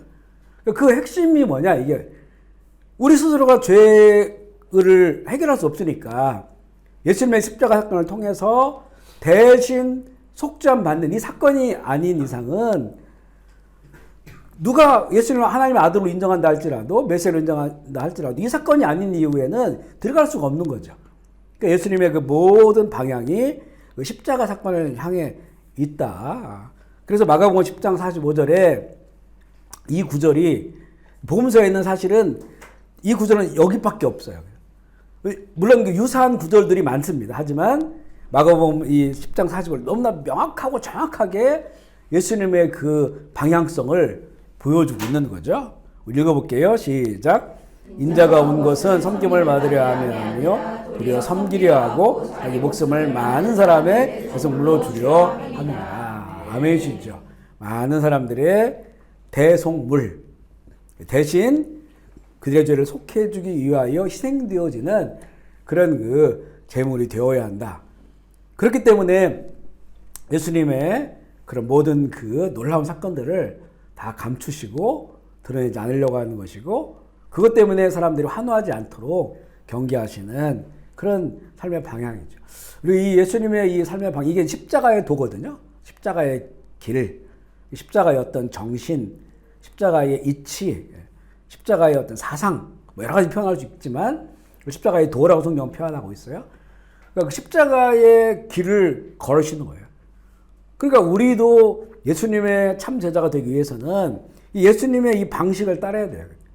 이게 정말 성숙하지 않은 사람들이라면 만약에 우리를 통해서 이런 놀라운 일들이 일어났다고 생각해 보세요. 얼마나 자기를 드러내고 싶어요. 자기를 얼마나 높이고 싶어요. 그러니까 그것이 오히려 쉬운 방향이 아니죠. 방향은 쉽습니다. 아, 저 사람은 정말 놀라운 그런 그 일들을 일으키고 있어. 정말 하나님의 사람인가 봐요. 사람들이 막 환호하고 몰려든단 말이에요. 근데 이 예수님의 길은 그런 방식이 아니라는 거죠. 그러니까 섬김을 받는 것 극도로 예수님은 경계하셨어요. 섬기는 자가 되어라. 그래서 어린아이에 대한 비유를 말씀하시고 낮아지는 것에 대해서 끊임없이 말씀하시고 겸손과 온유를 가르쳐주는 거예요. 그래야만이 이 십자가의 길을 끝까지 걸어갈 수 있는 거거든요. 그랬을 때 하나님께서 그를 높이시는 거예요. 우리 항상 이걸 염두에 둬야 됩니다. 하나님이 우리를 높일 때 그때 진정으로 존귀한 사람이 되는 것이지 우리 지금 예수 믿는 사람들 또 주의를 하는 사람들 이 부분에 대해서 정말 경계해야 될 분들이 많습니다. 자기가 칭찬받고 박수받고 그래서 보면 이 교회가 커지는 것도 보면요. 이게 성령이 역사하셔서 정말로 이 순리적으로 교회가 성장하고 또 부흥하는 것은 감사한 일이죠. 이 사도행전 초대교회의 모습처럼 우리나라에도 부흥기 때 참 그런 일들이 많이 일어나는데 근데 이 교회 커지는 게 다른 부분들이 있는 거예요. 어떤 목사라고 하는 개인, 그 사람의 어떤 재능, 그분의 어떤 그 캐릭터. 그러니까 예수 그리스도의 복음이 아닌 어떤 다른 것들이 이 자랑거리가 되고 그런 것들로 유명해지고 그래서 이렇게 성장하고 커지는 것에 대해서 굉장히 경계해야 될 그런 부분들입니다. 완전 그 십자가의 도 반대로 가면 반대 열매가 나타나죠. 나타난다. 우리들이 이렇게 이 땅에서 교회를 우리가 이루고 있잖아요. 이루실 때 저도 마찬가지고 우리 함께 일하는 사람도 마찬가지고 우리 교인 전체가 마찬가지예요. 마찬가지다. 우리가 목사를 자랑하고 교회를 자랑하고 교회 프로그램을 자랑하고 이럴 필요 없어요. 우리 예수님이 자랑할 것이 얼마나 많은데, 그죠? 그분의 하나님 높이신 그분을 높여야 되는데, 뭐 우리 여러 가지 이런 것들을 참 잡스러운 것들이죠. 부수적인 것들. 이런 것들을 통해서, 물론 이제 교회와 너무 멀리 떨어져 있는 사람은 교회 막 밥이 맛있다 이렇게 해가지고 그럴 수도 있어요. 그죠? 물론 결국 우리의 의도는 그게 아니지만 너무 거리가 머니까 그렇게 할 수는 있겠지만 그것이 어떤 중심이 돼서는 안 된다는 거죠. 경계해야 될 그런 부분들입니다. 주님께서 말씀하신 것처럼 섬김을 받으려 함이 아니고 섬기려 하여 자기 목숨을 많은 사람의 대속물로 주려 함이라. 주의 교회가 세워지고 하나님 나라가 세워지려면 자기 목숨을 사람들의 대속물로 주고자 하는 자기 희생, 이런 그 마음가짐이 아니고서는요, 순수하게 하나님 나라를 경험할 수가 없어요. 순수하게. 우리 가정에 정말 하나님 나라를 이루기를 원한다. 그러면 나와 자녀의 관계 속에서 하나님 나라를 우리가 이루기를 원한다. 교회도 마찬가지고요. 그러면 이 하나님 나라의 비밀을 아는 내가 그곳에서 하나님의 미련이 되지 않으면 그 열매가 나타나질 않아요. 나타나지 않습니다. 우리가 오해하는 것들이 많은 게 뭐냐면, 우리 지금 현대가 그런 일이 많습니다. 사랑한다라고 사랑을 표현할 때 대부분 자기중심적인 게 너무 많아요. 자기중심적. 자녀들에게도 그렇고 남편의 아내에도 마찬가지로 사랑한다고 하면서 뭔가를 막 강제하고 이런 것들이 있어요. 본인이 그려놓은 그 그림, 그 속에서 그것을 성취하는 게 사랑이라고 생각하는 거예요. 굉장히 왜곡된 그런 부분들이거든요. 그게 아니고 오히려 그 바닥으로 또 내려가는 거예요. 그죠? 자녀를 사랑한다면 내가 자녀보다 더 낮은 자가 되어야 되는 거죠. 낮은 자가. 남편을 사랑한다, 아내를 사랑한다면 더 낮은 자가 되어야 되는, 실제적으로 이렇게 되기 참 쉽진 않아요. 가장 하나님 나라 이루기 어려운 공간이 가정 공동체인데, 사실 그곳에서부터 하나님 나라가 누려지고 경험되어야 이게 흘러갈 텐데, 그죠? 왜냐면 이게 상대적으로 더 낮아지기가 쉽지 않아요. 너무 친밀하니까 내가 낮아지면 나는 늘 종 같은 느낌이 든단 말이에요. 그렇게 하고 싶지 않아요, 우리는. 밖에서는, 교회에서는, 교인들에게는 그냥 내가 더 낮아질 수 있어요. 다른 사람들에게는. 왜? 이거는 24시간 낮아지는 게 아니니까. 만날 때, 관계할 때만 그러니까. 그런데 가족은 24시간 같이 있단 말이에요. 거기서 내가 낮아진다고 하는 거는 그건 보통 힘든 게 아니에요. 그걸 들어줘야 되고, 이해해줘야 되고, 내가 먼저 참아줘야 되고, 사랑으로 품어줘야 되고, 이렇게 하려니까 쉽지 않은 거예요. 그래서 보통 이 목회자들, 자녀들이 그 아버지나 어머니의 이중적인 것들을 보면 많이 상처를 받아요. 왜냐하면 교인들에게 내진 교회에서는 하나님의 말씀 전하고 또 그분들이 그렇게 하는 것처럼 보이거든요. 가족에서는 안 그래요. 왜 안 그러냐면 그렇게 하기가 너무 힘든 거예요, 그게. 왜냐면 자신의 모든 시간이 낮아져야 되거든요, 그렇게 되면. 한번 자기가 우리 집에서는 내가 대장이야 하고 싶은데, 내 말 좀 들었으면 좋겠는데, 그런데 여기서도 하나님의 나라를 이루고자 한다면 거기서 더 낮아져야 되니까. 근데 오히려 우리가 그런 것들을 경험하면서 진짜 하나님 나라를 이뤄갈 수 있는 사람으로 되는 거죠. 이렇게 하지면 안 돼. 내가 또 대장 되고 싶고, 내가 우리 아이들을 막 내 마음대로 하고 싶고, 그리고 아내, 남편 내 뜻을 따랐으면 좋겠고, 이런 것들이 계속 부딪히면서 나의 모습을 보게 되고, 이게 깨어지면, 그래서 정말 가정에 하나님 나라가 이루어지면, 참 그러면 정말 이제는 우리가 더 성숙해지는 사람이 되는 거죠. 그러면 이런 마음을 가지고 세상에 가면, 또 교회 공동체와 세상 속에서도 더 좋은 그런 하나님의 사람들로서 그 나라를 위해서 살아가는 사람이 되는 거예요. 그러니까 자기 목숨을 많은 사람의 대속물로 주려 함이라 라고 하는 십자가의 도, 이 길을 향해서 마가복음은 향해 나아가고 있음을 보여주고 있고요. 네 번째는 마가복음에 나타난 그 제자 내지는 제자도에 관한 그런 내용인데요. 마가복음 1장 16절로 20절 읽어볼게요. 시작.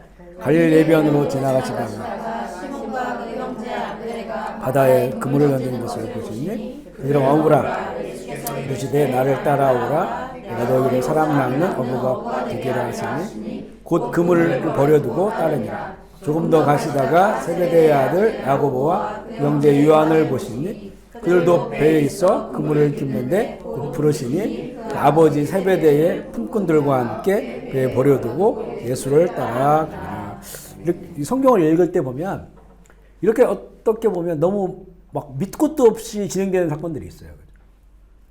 그거는 하나님의 영역이에요. 하나님의 영역. 여기에서 왜 베드로와 안드레를 만나러 가셨을까? 왜 요한과 야고보를 찾아 가셨을까? 그들이 어떤 상태인데 왜 그랬을까? 이런 거에 대한 기록이 하나도 없어요. 그 나중에 보면 초대교회가 집사를 뽑을 때 기준이 있었어요. 성령 충만하고 그리고 인격적으로 선한 자, 선행을 행하는 자, 지혜로운 자 이렇게 기준이 있잖아요. 아무 기준이 안 나와요. 하나님께서 모세를 불렀단 말이에요. 왜 불렀을까 이 사람을? 노아를 선택했는데 노아는 그 의인이라고 하는 표현은 나와요. 그죠? 어떤 때 보면 정말 밑도 끝도 없이 그 사람을 부르는 거예요. 이거는 완전 하나님의 주권적 영역입니다. 하나님께서 그 시대의 하나님의 사람들을 부르시는데 그 시대의 사람을 끝나는 게 아니라 지금까지 영향을 미치잖아요. 이런 사람을 뽑으시는데 아무 생각 없이 뽑으시지 않았겠죠. 그죠? 그러니까 사람을 다 아시는 모든 걸 아시는 주님께서 그를 선택하신 거죠. 구약시대 선지자들 정말 어느 날 갑자기 그에게 말씀이 임해요. 그거 어떤 사람인지 나오질 않아요. 아버지가 누구다 이 정도밖에 안 나와요. 이런 영역들 있잖아요. 이게 하나님의 주권적 영역인데 이게 완전한 겁니다.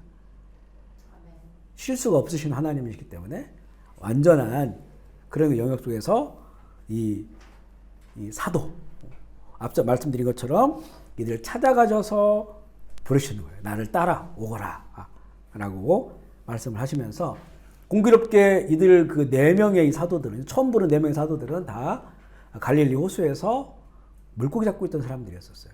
갈릴리라고 하는 거 여러분 나중에 이스라엘 지도를 보면요. 그 예루살렘 중심이잖아요. 그리고 유대에 있어요. 유대. 북쪽 사마리아 있고요. 이런 부분은 구약 성경에 너무 많이 나와요. 근데 갈릴리에 대한 구약 성경 거의 안 나오고요. 구약 성경에 나오는 구절이 뭐냐면 갈릴리에서 어떤 그 갈릴리가 이방의 빛이 될 것이다라고 이런 말이 나오고 다른 것이 나오지 않습니다. 갈릴리라는 위치 자체가 그 갈릴 호수만 덜렁 있는 게 아니고 요단강 물이 흐르는 거잖아요. 요단강 물이 흘러서 저 헐몬산에 만년설이 녹아가지고 그게 강줄 요단강이 되고 그리고 갈릴리고 거기서 빠져나가는 또 조그만 강 있어 사해바다로 흘러가서 거기 더 이상 물이 흘러갈 데가 없으니까 증발되고 하면서 이 소금 농도가 너무 높아가지고 그 물이 들어가면 사람이 안 빠져요. 저 거기 들어가 봤거든요. 그 물을 마셔서 이 염도가 너무 높아서 죽을 수는 있어도 물에 빠져 죽지 않아요. 누워서 신문도 보고 그러잖아요. 근데 그렇게 연결되어 있으니까. 그러면 갈릴리가 요단강으로부터 흘러나왔다고 하면 요단강은 경계잖아요. 경계. 국경이에요. 국경. 넘으면 요르단이에요. 그러니까 갈릴리는 어떤 곳이냐면 이 이스라엘을 본다면 저 북방의 변방 지역이에요. 변방 지역. 그리고 갈릴리는 변방 지역이라 침략을 많이 받아요. 외세에. 침략을 많이 받으니까 이들은 혈통이 섞였다고 생각을 해서 유대인들이 혈통을 엄청 중요하게 생각하잖아요. 그래서 사마리아를 그래서 싫어하는 거예요. 거기는 북이스라엘이 아시리아에 의해서 먼저 멸망하면서 이주 정책을 썼단 말이에요. 다른 민족들이 여기로 데리고 오고 여기 사람들 다른 민족으로 혼합됐다는 거죠. 그래서 이스라엘 사람들 안 봐요. 그래서 그 길로 지나가지도 않고. 갈릴리가 마찬가지예요. 갈릴리. 외세와 붙어 있으니까 침략을 받은 혈통이 섞였다. 이래서 갈릴리 사람들 하면 일단은 느낌이 안 좋아요. 우리 지금 말하면 어떨까? 북한 사람 이렇게 말하면 안 되겠죠? 뭔가 좀 우리랑 다른 사람들이에요. 예를 들어서 이제 탈북자들이야 본인들이 그 내려놓고 이제 포기하고 오신 분들이니까 동화되려고 하지만 예를 들어서 진짜 그 어떤 주차장에 물들어 있는 그런 사람들이 거기 있단 말이에요. 그러면 그 사람들을 어떻게 보겠어요, 우리가? 우리가 뭔가 같이 할 수 있는 사람이 아니에요, 그죠? 사정적으로 세뇌되고 뭐 이런 사람들이니까.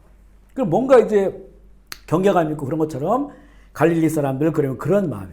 그 처음에 사도행전 2장에 이들이 성령 받고 막 말씀을 전할 때 이게 갈릴리 사람들 아니냐? 어디 갈릴리 사람들이 이런 말을 할 수 있느냐? 이렇게 된 거예요. 그러니까 선입견이 있는 거예요, 선입견. 그 예수님께서 제자를 삼으시려면 예루살렘으로 가면 거기 성경을 딸딸딸 외우는 서기관들도 있고 또 수백 년 동안 바리새파들이 처음에 바리새파 운동을 시작할 때는 3,000명이 순교했어요. 3,000명. 자기네 율법을 지키느라고. 십자가에. 로마 시대 때. 엄청 헬라화 되는 그런 거에 반대해가지고 엄청 저항을 했어요. 이 바리새파 역사가 있어요. 철저하죠. 거기 가면 성경을 너무나 잘 알고 똑똑하고 권위 있는 종교적 권위 있는 이런 사람들이 수두룩한데 예루살렘에. 예수님은 거기 안 갔어요. 갈릴리에 가서 고기 담는 사람들, 물고기 담는 사람들을 찾아가가지고 그들을 사도로 삼았다는 거죠. 사도로 삼았다. 나중에 예루살렘 올라와 봤더니 여기 사람들이 이미 하나님의 뜻과 너무나 왜곡된 상태에서 율법주의자가 됐고 또 전통주의자가 돼서 오히려 예수님의 이 새 언약을 방해하는 자들이 돼버렸죠. 이 주님의 선택이 완전한 거예요. 그리고 그분의 뜻대로 결국에는 하나님 나라를 세상에 전파하는데 이들이 처음으로 쓰임받는 그런 그 사도가 되겠는데요. 예수님께서 너희가 이제 사람 낚는 어부가 되게 하겠다. 이게 이제 어찌 보면 그냥 고기 잡는 사람들이니까 사람 이제 낚을 거다. 이런 표현이면 쉽게 이해할 수 있는데 근데 이 의미가 있어요. 이 말씀에도. 보시면요. 사람 낚는 어부는 당시의 교사, 가르치는 자에 대해서 관용적으로 사용한 이런 표현이에요. 저 사람 사람 낚는 어부야 그러면 가르치는 사람이야. 그래서 양육하는 사람이야. 이런 의미가 있다는 거죠. 그래서 그들을 부르실 때 이제 가르치는 자들로 부르셨고 바로 이 예수님께서 이들을 부르신 다음에 하신 일이 회당에서 가르치는 거예요. 그 회당에 가르치면 회당 사람들도 듣지만 가장 중요한 것은 이제 제자로 부르신 이들이 항상 예수님 옆에 있잖아요. 예수님이 가르치는 걸 그들은 다 듣고 이들이 먼저 배우는 거죠.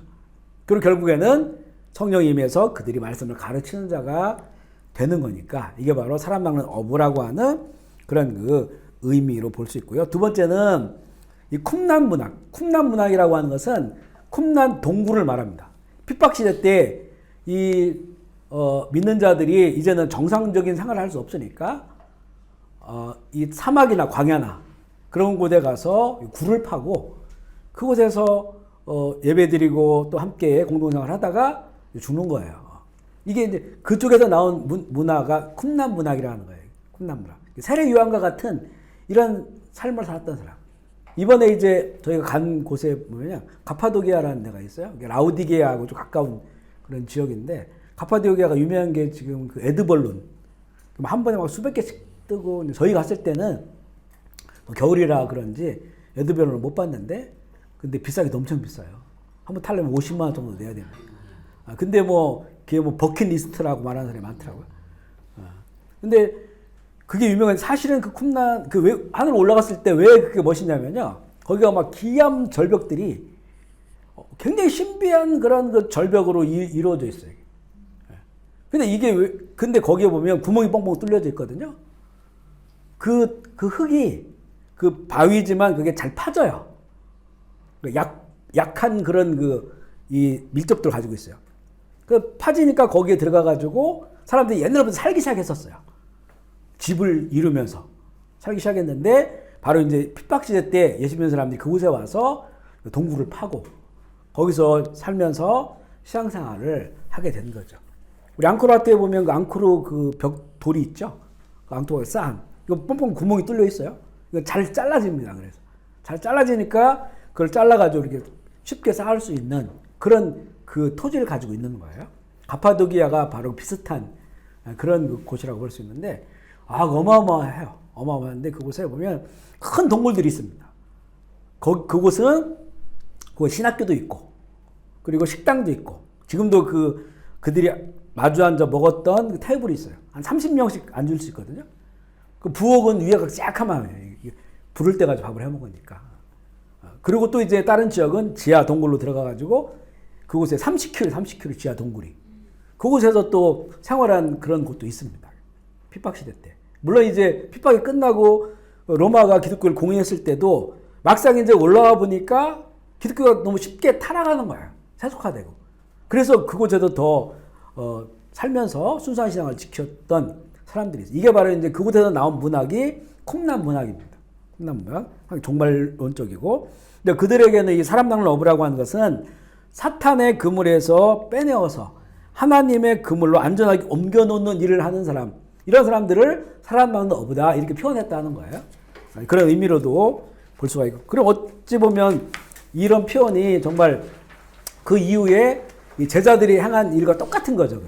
사탄의 그물 속에서 빼내서 하나님의 나라 그물로 안전하게 옮겨놓는 일. 그 구약에서는 이 고기잡이는 전쟁과 관련된 은유적 표현으로 나오는데 몇 군데 있는데 우리 한 군데 보면 에레미야 16장 16절 시작.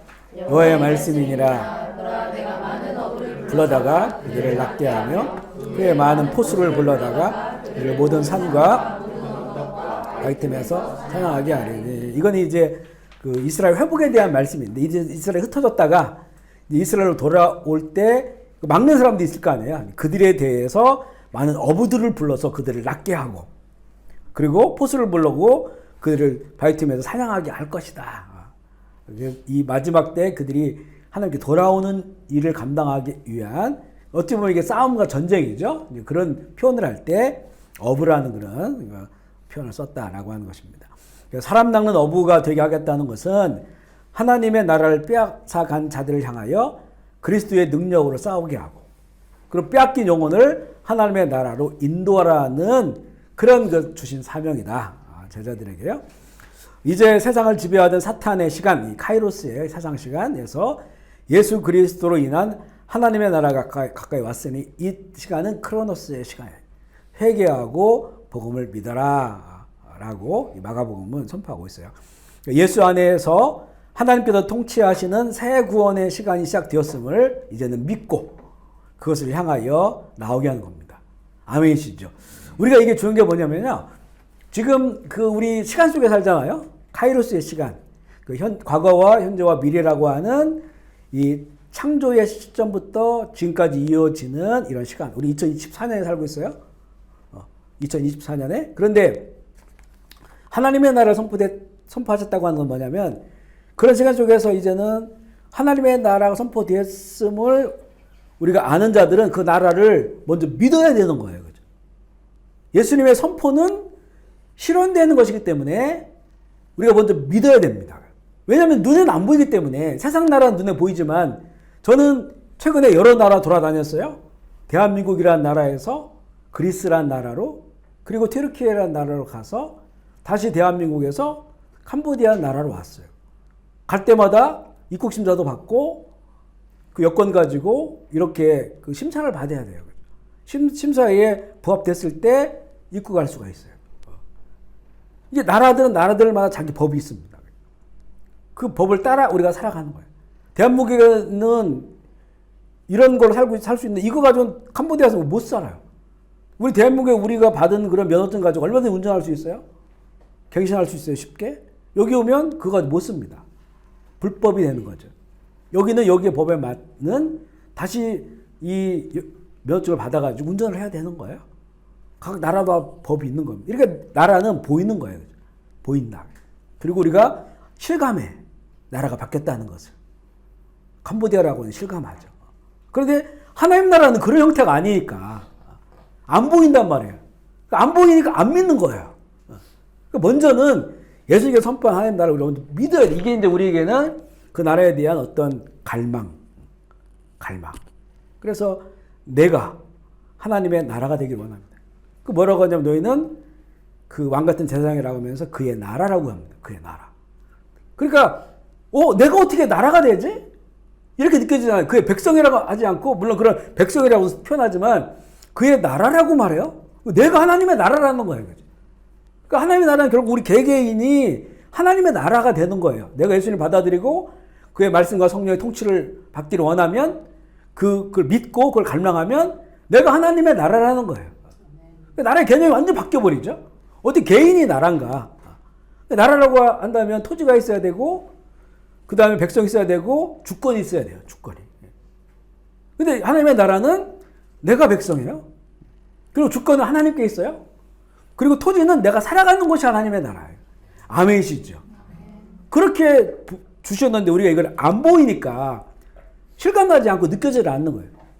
그러니까 모든 이 성경의 말씀은 먼저 믿어야 보여지는 거지 보고 믿는 게 아니죠. 아멘이시죠. 거기서 가장 중요한 게 뭐냐? 예수님을 믿는 것이고 예수님을 통해서 임할 하나님의 나라를 믿어야 된다는 거예요. 우리 하나님의 나라에 대한 개념이 의외로 우리 교회 다니는 사람들이 없어요. 이게 나라인지를 몰라요. 그러니까 저 같은 경우에는 30대 중반부터 하나님의 나라에 대해서 소망을 하기 시작했고 하나님의 은혜를 주셔서 캄보디아에 올 때도 하나님의 나라가 가장 중요한 주제였어요. 선교의 주제. 그리고 그 나라의 예배였거든요. 그 지금 20년 넘었잖아요. 그러니까 이제는 이게 거의 선명하게 보여요. 그 우리 집에서도 제가 식사할 때 지금 혼자 식사 기도할 때도 하나님 오늘 저에게 하나님 나라가 이루어지게 해달라고 기도합니다. 이 식탁이 하나님 나라가 되게 해달라고. 아내하고 한 번씩 다투잖아요. 그러면 하나님 나라 깨진 느낌이 들어요. 다시 속으로 기도하죠. 회개하고 하나님 나라가 회복되게 해달라고. 하나님 나라의 이런 법, 말씀, 성령 통해서 이루어지게 해달라고 이렇게 기도해요. 그러니까 이게 뭐 입만 열면 하나님의 나라니까 모든 영역에 있어서 이게 너무 보이는 거예요. 주일날 예배를 드리면 하나님 나라가 임하는 것이 느껴지고 또 성도들 간의 교제를 보면 이번에 보니까 우리 남성교회가 요즘 활력 있게 일을 하시더라고요. 이번에 일부 예배 끝나고 이렇게 2층에 있다 보니까 위에서 막 찬양 소리가 크게 들리는데 찬양 연습을 한다 남성교회가. 그때 하나님 나라가 느껴지는 거예요. 이게. 이게 하나님의 나라구나. 그리고 이게 우리 성도님들 배식할 때 고맙다고 하고 또 잘 먹었다고 이런 그런 모든 상황들이 하나님 나라 느껴지는 거예요. 세상 나라에서는 볼 수 없는. 세상 나라는 돈 주고 사 먹어야 되죠. 돈 주고 먹으면서도 맛있다 맛없다 막 이런 게 얼마나 많아요. 근데 우리에게는 그런 게 없어요. 이런 것들이 다 하나님의 나라예요. 부분에서 하나님 나라가 이루어지고 있는 거예요. 그러니까 이게 이제는 언제부터 보여지기 시작하더니 보여지는 겁니다. 우리뿐만 아니라 살아가는 그런 모든 시간들 가운데서도 제가 저녁마다 동네에 돌잖아요. 돌면서 그 주제도 하나님의 나라입니다. 속으로 하나님을 선포하고 그리고 축복하고 그러면서 그게 재밌어요. 이게. 걸어서 운동되는 것보다도 사실은 그게 너무 영적으로 재밌는 거예요. 그죠?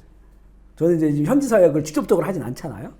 부분적으로밖에 안 하니까 내가 사는 마을, 교회가 있는 마을 이곳이 하나님 나라 되기를 원한다. 근데 진짜 이게요. 우리 앞에 신학교도 있고 저희 교회도 있고 우리 동네가 옛날에 그 신당이 있었던 신학교 있는 자리가 아주 큰 신당이 있었던 곳이라고 하더라고요. 그래서 초기에 신학생들이 와가지고 막 귀신 보고 해서 도망가고 이랬다는 거예요. 그리고 처음에 얘기했죠. 동네 개들이 막 밤마다 막 그걸 한참 해요. 한참. 근데 우리 또 교회 와서 새벽 기도하고 또 늘 찬양하고 저도 또 이제 이런 교회 우리 지역 이 공간을 위해서 기도하고 이러다 보니까 지금은 우리 교회 앞에 있는 도로가 제일 안전한 도로가 돼 있어서 걷는 분들은 다 새벽에 거기 와가지고 제일 많이 걸어요. 거기를 제일 편안하게 느끼고 그래서 이걸 그런 걸 경험하게 됐어요. 이 공간 속에 임한 하나님의 나라. 이게 시간이 하나님의 시간이 되니까 그 공간이 하나님의 나라가 되는 거예요. 대신 이 일이 되려면 매개가 있어요. 매체가. 이게 바로 하나님의 나라가 된 사람들. 그 사람들을 통해서 이루어지는 겁니다. 그러니까 이거를 우리가 꾸준히 해야 돼요. 한두 번으로 되는 게 아닙니다. 뭐 그렇게 되는 그런 능력을 주실 수도 있겠죠. 하지만 일반적으로 봤을 때는 꾸준히 그 나라를 위해서. 왜냐하면 저항이 너무 커요. 방해하는 세력이 너무나 큽니다. 그러니까 계속적으로 꾸준히 그런 나라를 우리가 믿고 갈망하고 소망할 때 그 나라가 보여지게 돼요. 그 예수님께서 누가복음 17장에 보면 처음에 보아라. 원어에 헬라에 보면 보아라 먼저 나와요. 하나님의 나라는 여기 있다 저기 있다 할 것이 아니고 너희 안에 있다. 캄보디아 말로도 머을부터 나옵니다. 머을. 보아라. 이게 시작을 해요. 그 보아라고 하는 뭐냐면 그 바리새인들이 물어봤을 때는 이게 볼 수 있게 하는 게 아니다 그랬거든요. 그 바리새인들이 보려고 하는 거는 눈으로 보려고 했던 거예요. 정치적인 하나님 나라, 메시아 왕국을 기대했던 겁니다. 그렇게 볼 수 있는 게 아니야. 그런데 예수님은 또 보아라 그러거든요. 이거는 믿음으로 보는 거예요. 마음의 눈으로, 영적 눈으로 보는 거죠. 먼저 보아야 이루어지는 거예요. 어제 제가 밤에 혼자 이제 어떤 외국인 설교를 듣다가 되게 은혜 받는 게 뭐냐면 삼손 이야기를 하면서 삼손이 머리가 깎였잖아요. 힘이 다 빠졌어. 그런데 더 중요한 건 뭐냐면 눈을 빼버렸다는 거예요. 나중에 삼손이 감옥에 있으면서 머리가 자라. 머리는 깎였을 때 다시 자라니까 힘이 생기잖아요. 그 눈은 못 보는 거예요. 이게 그분은 그런 거예요. 이게 머리가 깎인 것보다 눈이 빠진 게 더 무서운 거였다. 이것을 보지 못하는 것. 그러니까 보면서 힘을 갖는 거는 하나님 나라에 위해서 사용되는데, 근데 삼손은 힘을 가졌는데 결국 못 봤잖아요. 데릴라에게 빠져가지고 하나님 나라를 못 봤잖아요. 그죠? 그게 이제 이게 실제 물리적으로 눈이 빠지면서 성경 그걸 말하고 있다는 거죠. 더 이상은 못 보는 거예요. 눈 빠졌는데 다시는 못 보게 되는 거예요. 눈이 없으니까. 힘은 돌아와. 머리가 길러지니까. 근데 그게 마지막 기도는 뭐냐면 하나님께 다시 힘을 달라고 한 건 그가 하나님을 본 거죠. 눈이 빠진 상태에서 하나님을 보면서 자기의 힘을 달라. 그럴 때 이제 그 신전을 무너뜨리면서 자기가 살면서 했던 모든 일보다 가장 큰 일을 그거 하고 같이 죽게 되는 그런 내용으로 설교를 하는데 이것을 많이 받았어요. 먼저 보아야 되는구나. 못 보면 아무리 능력이 있고 힘이 있어도 그게 다 결국에는 아름답게 쓰여지지 못한다고 하는 것을 그 말씀을 듣고 참 알게 됐습니다. 우리가 먼저 믿어야 된다. 아멘이시죠? 하나님 나라를 꼭 믿어야 된다. 믿어야 보여요. 믿어야 현실이 된다는 거죠. 이거는 우리가 헛된 믿음이 아니고 예수님께서 선포하시고 가장 주시기 원하시는 것이 이거기 때문에, 하나님 나라이기 때문에. 자, 그리고요, 예수님 안에서 하나님께 통치하시는 새 구원의 시간이 시작되었음을 믿고 그것을 향해 나아가게 하는 것, 제자들을 부르신 이유라고 하는 것이죠. 두 번째는 새 술은 새 포도에 담아야 된다고 말씀하셨습니다. 그러니까 구약에서 하나님은 소수의 사람을 선택하셔서 뜻을 전하시고 이루셔요. 노아, 그 시대에 한 명, 노아. 아브라함, 그 시대에 한 명. 모세, 그 수많은 이스라엘 사람 중에 한 명. 그리고 선지자들도 정말 드문드문 역사 속에서 그 한 명 소수들이 했었어요. 그런데 이제 이 신학에서는 예수님 제자를 부르시고 제자들에게 뭐라고 말씀하냐면 너희들 제자 삼으라 하는 거죠. 그 제자들을 가르치시고 훈련하시고 성령으로 그들과 함께 하시면서 또 그들이 제자를 또 삼으라는, 예수 제자를 또 가르치고 삼아서 그들이 또 제자를 삼는. 그러니까 이게 온 세상을 예수님의 제자화 시키는 것이 이 땅에 하나님의 나라를 세우시는 예수님의 방식이라는 겁니다. 아멘이시죠? 그런 방식을 예수님은 하신다. 우리 마가복음 3장 13절 15절 읽어볼게요. 시작. 또 산에 오르사 자기가 원하는 자들을 부르시니 나아오니라. 이에 열도를 세우셨으니 함께 있게 하시고 또 보내사 전도도 하고 귀신을 좀 가지게 하시고. 아멘이시죠? 한번 줄쳐보세요. 자기가 원하는 자들을 부르시니. 사도죠. 사도. 우리는 원하는 자를 부르신다. 그러니까 그들이 나온 거죠. 그 다음에 열두를 세우니 자기와 함께 있게 하시고. 줄쳐보세요. 자기와 함께 있게 하시고. 그리고 보내사 전도도 하며 줄치시고 귀신을 내쫓는 권능을 가지게 하려 하심이라. 좀 내용을 보시죠. 첫 번째, 예수님께서 원하는 자들을 부르셔요. 물론 첫 번째 사도들은 예수님께서 찾아가셔서 그들을 부르셨어요. 오늘 읽은 것도 보면 그 마태, 레위죠. 레위가 세관에 앉아서 일하고 있는데 예수님이 오셔가지고 부르셔서 그 집에서 밥을 먹는 장면이에요. 찾아가신 거예요. 물론 우리는 우리 인생 가운데 사실 우리도 마찬가지예요. 결국 예수님이 우리에게 찾아오셨다고 말했지 내가 예수님께 먼저 나갔다고 말한 사람 없잖아요. 그죠? 우리가 어떻게 뭐 알아가지고 예수님을 찾아가고 이런 게 아니잖아요. 결국 우리도 내 인생 가운데 주님이 찾아오신 거예요. 찾아와서 우리를 부르신 거죠. 그리고 자기와 함께 있게 하시고라고 했죠. 우리는 지금 예수님은 안 계시니까 첫 번째 사도들은 자기와 함께 있게 하셨어요. 함께 있게 하신 건 뭐냐? 보게 하고 그 다음에 듣게 하고 그리고 경험하게 하고 결국 이것은 그들을 가르치시고 훈련시키는 거예요. 우리도 이제는 주님께서 찾아오셨어요. 그리고 주님과 함께 하기를 원하셔요. 주의 말씀으로 주의 성령으로 우리도 주님을 느끼고 주님을 경험하고 주님께 배우고 이런 함께하는 그런 시간을 제자들은 갖는 거예요. 그리고 나서 이제는 보내사 전도하게 하며 하나님 나라의 도를 전하는 거죠.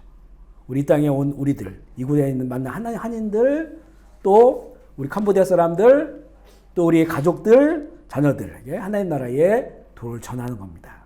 제자의 일이죠. 그리고 나서 귀신을 내쫓고 권능도 가지게 하려 하심이라. 이렇게 순수한 마음으로 하나님 나라를 추구하는 자들에게 이런 권능을 주시는 거예요. 근데 우리가 이 부분에 많이 약해요.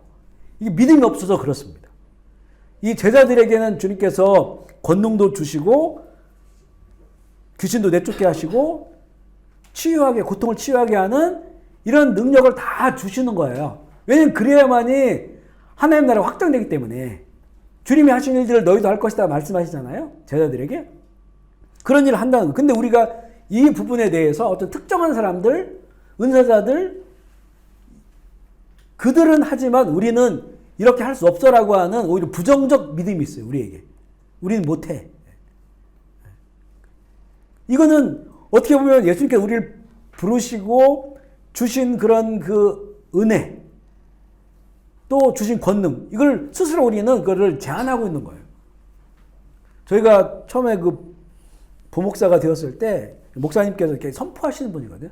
선지자적 그런 어떤 영이라고 할까요? 이런 부분이 있어 많이 우리 어떤 때는 놀랄 일들이 많았는데 선포를 많이 하셔요. 그러면 그분 뭐라고 말씀하시냐면 내가 능력 있어 선포하느냐? 또 내가 잘났고 또 은사가 있어 선포하느냐? 아니라는 거예요. 주님께서 내 안에 계시고 또 주님께서 치유하시기 원하시고 주님께서 하나님 나라를 이루기 원하시니까 그 주님의 이름으로 하는 거지. 그러니까 하나의 우리 통로가 되는 거지. 그러면서 우리 부목사들한테 선포를 하는 거예요. 근데 저는 그때 30대 초반에 그때까지 저는 거의 믿음이 없었어요. 믿음이 없었고 정말 어떤 때는 신앙 자체가 되게 인문적이었었어요. 인문적인 신앙이. 하나님 중심이 아니었단 말이죠. 그러니까 늘 어떤 걱정이 있었냐면 선포하라니까 하는데 그 뒷일이 굉장히 걱정되는 거예요. 했는데 아무도 안 낳고 아무도 안 변화되고 아무도 치유가 안 되고 그러면 그때 세상 말로 쪽팔려가지고 어떻게 이게 막 굉장히 많았었거든요. 그러니까 이게 중심이 안 바뀐 거예요. 주인이 안 바뀐 거죠.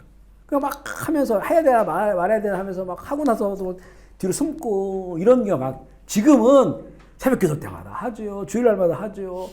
저 스스로도 저에게도 하죠. 막 계속 합니다. 그러니까 이제는 이게 어떤 의미인지는 알게 될 것 같아요. 우리가 어떤 뭐 권능이나 능력이 있어서가 아니라 이게 하나님 나라가 이루어지기 위해서는 고통에 사로잡힌 것들의 가운데 자유를 누려야 되는데 그래서 주님의 제자들에게 이 권능을 주셨어요. 지금 똑같아요. 우리도 주님을 믿는 우리들에게 이 권능을 다 주셨습니다. 그래서 마가복음 뒤로 가보면 그 얘기 나오잖아요. 믿는 자에게는 이런 표적이 따르니 이렇게 나오잖아요.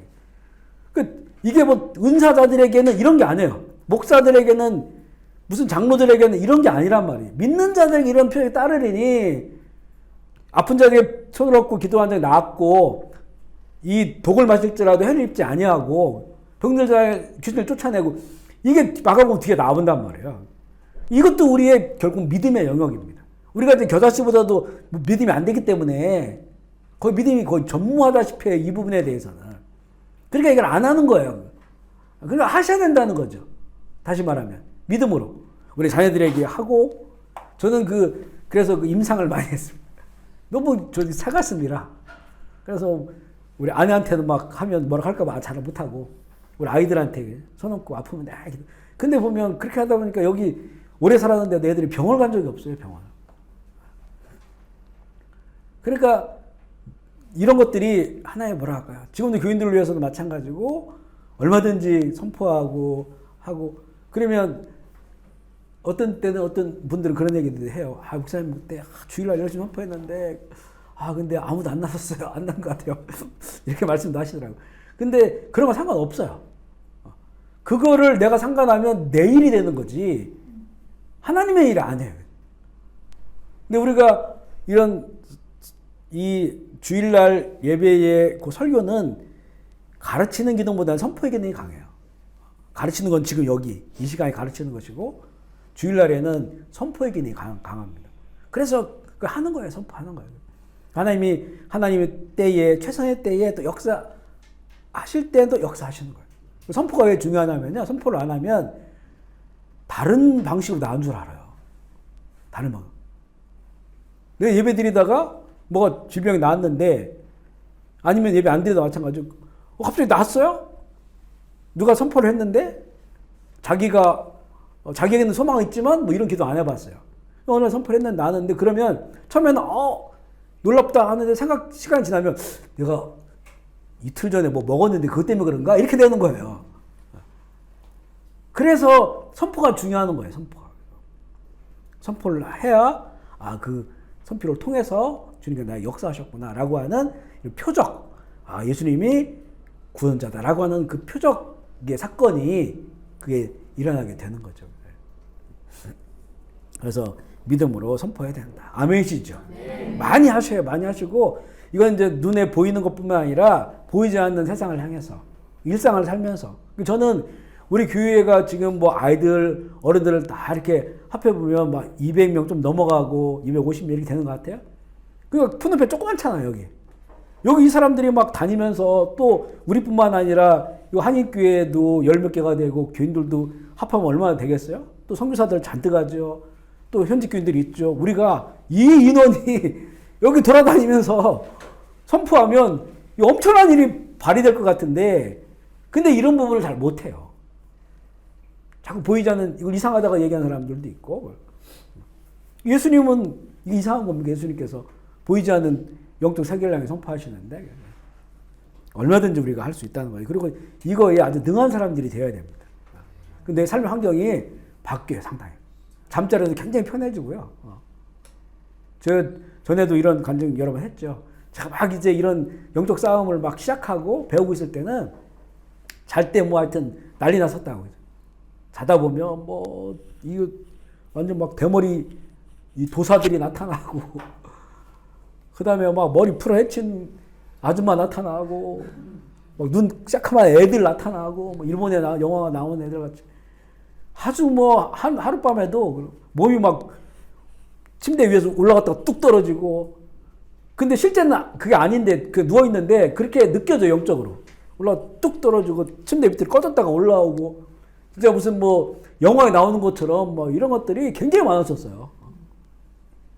근데 그때 계속 싸움을 하는 거예요. 싸움. 오히려 내가 멀쩡해졌다가 성질이 나와가지고 그게 굉장히 심해졌거든요. 그때 하나님께서 이것을 경험시켜주세요. 싸움을 누가 잘하냐? 싸움 많이 해본 사람. 태권도 오래 배운 사람보다도 싸움을 진짜 실전을 많이 해본 사람을 이길 수가 없어요. 그런 시간을 갖게 하신 거예요. 요즘은 오히려 자다가 얘들 한번 왔으면 좋겠다 이렇게 하는 그래서 한 대 좀 때려야겠다. 안 와. 아예 접근도 못해 안 하게. 이게 그렇게 개인적으로 생각해 보면 이게 참 하나님 참 은혜고 능력이다. 그러니까 이걸 많이 하셔야 돼요. 많이 하시면 특별히 우리 삶의 환경과 보이지 않는 환경 이런 부분을 향해서 그리고 마지막으로 세 번째는 저자들에게 특권을 주시는데 마가복음 4장 11절 시작 이르시되 하나님의 나라 비밀을 아멘이시죠? 뭐 여러 가지가 있지만 저는 이번에 마가복음을 읽으면서 하나님 나라 비밀을 알게 하시는 거. 우리 지금 저도 하나님 나라를 가르치고 있지만 아니까 가르치잖아요. 경험하니까 알고 있으니까. 그리고 우리가 이렇게 또 배우잖아요. 이번 시간뿐이 아니라 또 성경을 통해서 배우고 이 비밀은 세상 사람들은 이거는 절대 모르는 것들이에요. 하나님의 나라. 예수 믿으라고 하는 것도 이들이 못 받아들이는데 하나님의 나라를 어떻게 설명해 줘요? 어떻게 그들이 이걸 이해할 수 있을까요? 알려줘도 알 수 없는 것들이죠.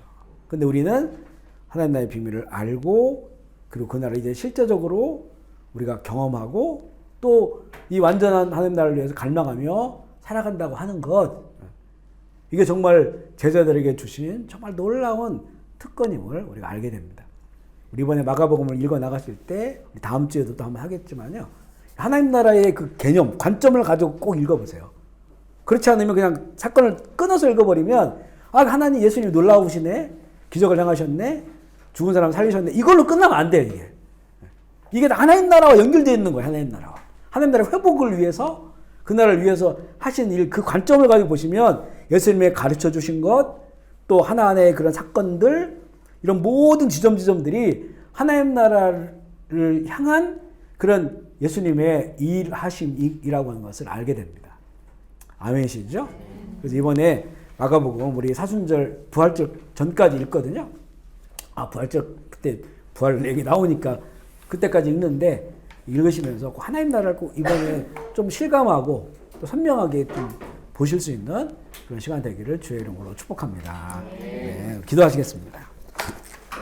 우리 제가 기도할 때 우리 마가가 전하는 이런 복음 우리 읽기 시작했는데, 이 복음을 통해서 하나님의 나라를 보게 하시고, 보는 것만이 아니고 경험하게 하시고 또 누리게 하시는 그런 귀한 시간 되게 하시고, 교회적으로 더욱더 우리가 하나님의 나라를 정말 견고하게 세우고 이 땅 가운데 확장하는 그런 교회가 될 수 있도록 우리 시간 결단하면서 주의 이름으로 통성을 한번 기도하시겠습니다. 하나님 아버지 감사합니다. 오늘 마가가 전한 복음을 나누면서 우리의 눈이 하나님의 나라를 보게 하시니 주님 감사합니다. 우리 함께 마가가 전한 복음을 읽어가면서 그곳에서 하나님의 나라의 비밀을 보게 하시고 하나님의 나라의 신비를 보게 하여 주옵소서. 또 우리가 보는 것만이 아니고 그 나라를 체험하게 하시고 경험하게 하시고 그 나라를 이루어 갈 수 있도록 주여 인도하여 주시옵소서. 오늘 이렇게 사모하는 마음으로 이 자리에 함께하게 한 우리 형제 자매들 기억하여 주시고, 우리의 삶 가운데 하나님의 나라를 방해한 어둠의 권세는 떠나가게 하여 주시고, 하나님 내 마음속으로부터 우리의 가정과 삶의 터전 가운데 그의 나라가 견고하게 세워지게 하시고, 사단은 손도 못 대는 견고한 나라 또 우리를 통해서 이 땅 가운데 그 나라가 확장되게 하여 주옵소서. 푸드밴 제일교회가 그 나라를 확장하는 일에 쓰임받기를 원합니다. 성령으로 말씀으로 충만하게 하여 주옵소서. 주무로 함께하는 우리 사랑하는 주의 자녀들 기억하여 주시고, 그 가운데서도 주의 나라가 세워지게 하시고, 유튜브를 함께할 우리 교우들에게 주님 기억하여 주셔서 우리의 삶의 전반에 믿음 주셔서 또한 이 하나님 나라에 대한 믿음을 실감하게 하시고 또 보게 하시고 실현되어진 것을 누리게 하여 주시옵소서. 하나님 오늘도 이 귀한 처소 사용하게 하신 주님 감사합니다. 이곳 가운데 복을 주시옵소서. 주께서 문을 열어주시고 많은 사람들이 오고 가게 하시고 아름다운 열매 맺게 하여 주시고 칭찬받는 그리스도인의 기업이 되게 하여 주시옵소서. 감사하며 우리 구주 예수 그리스도의 이름으로 기도합니다.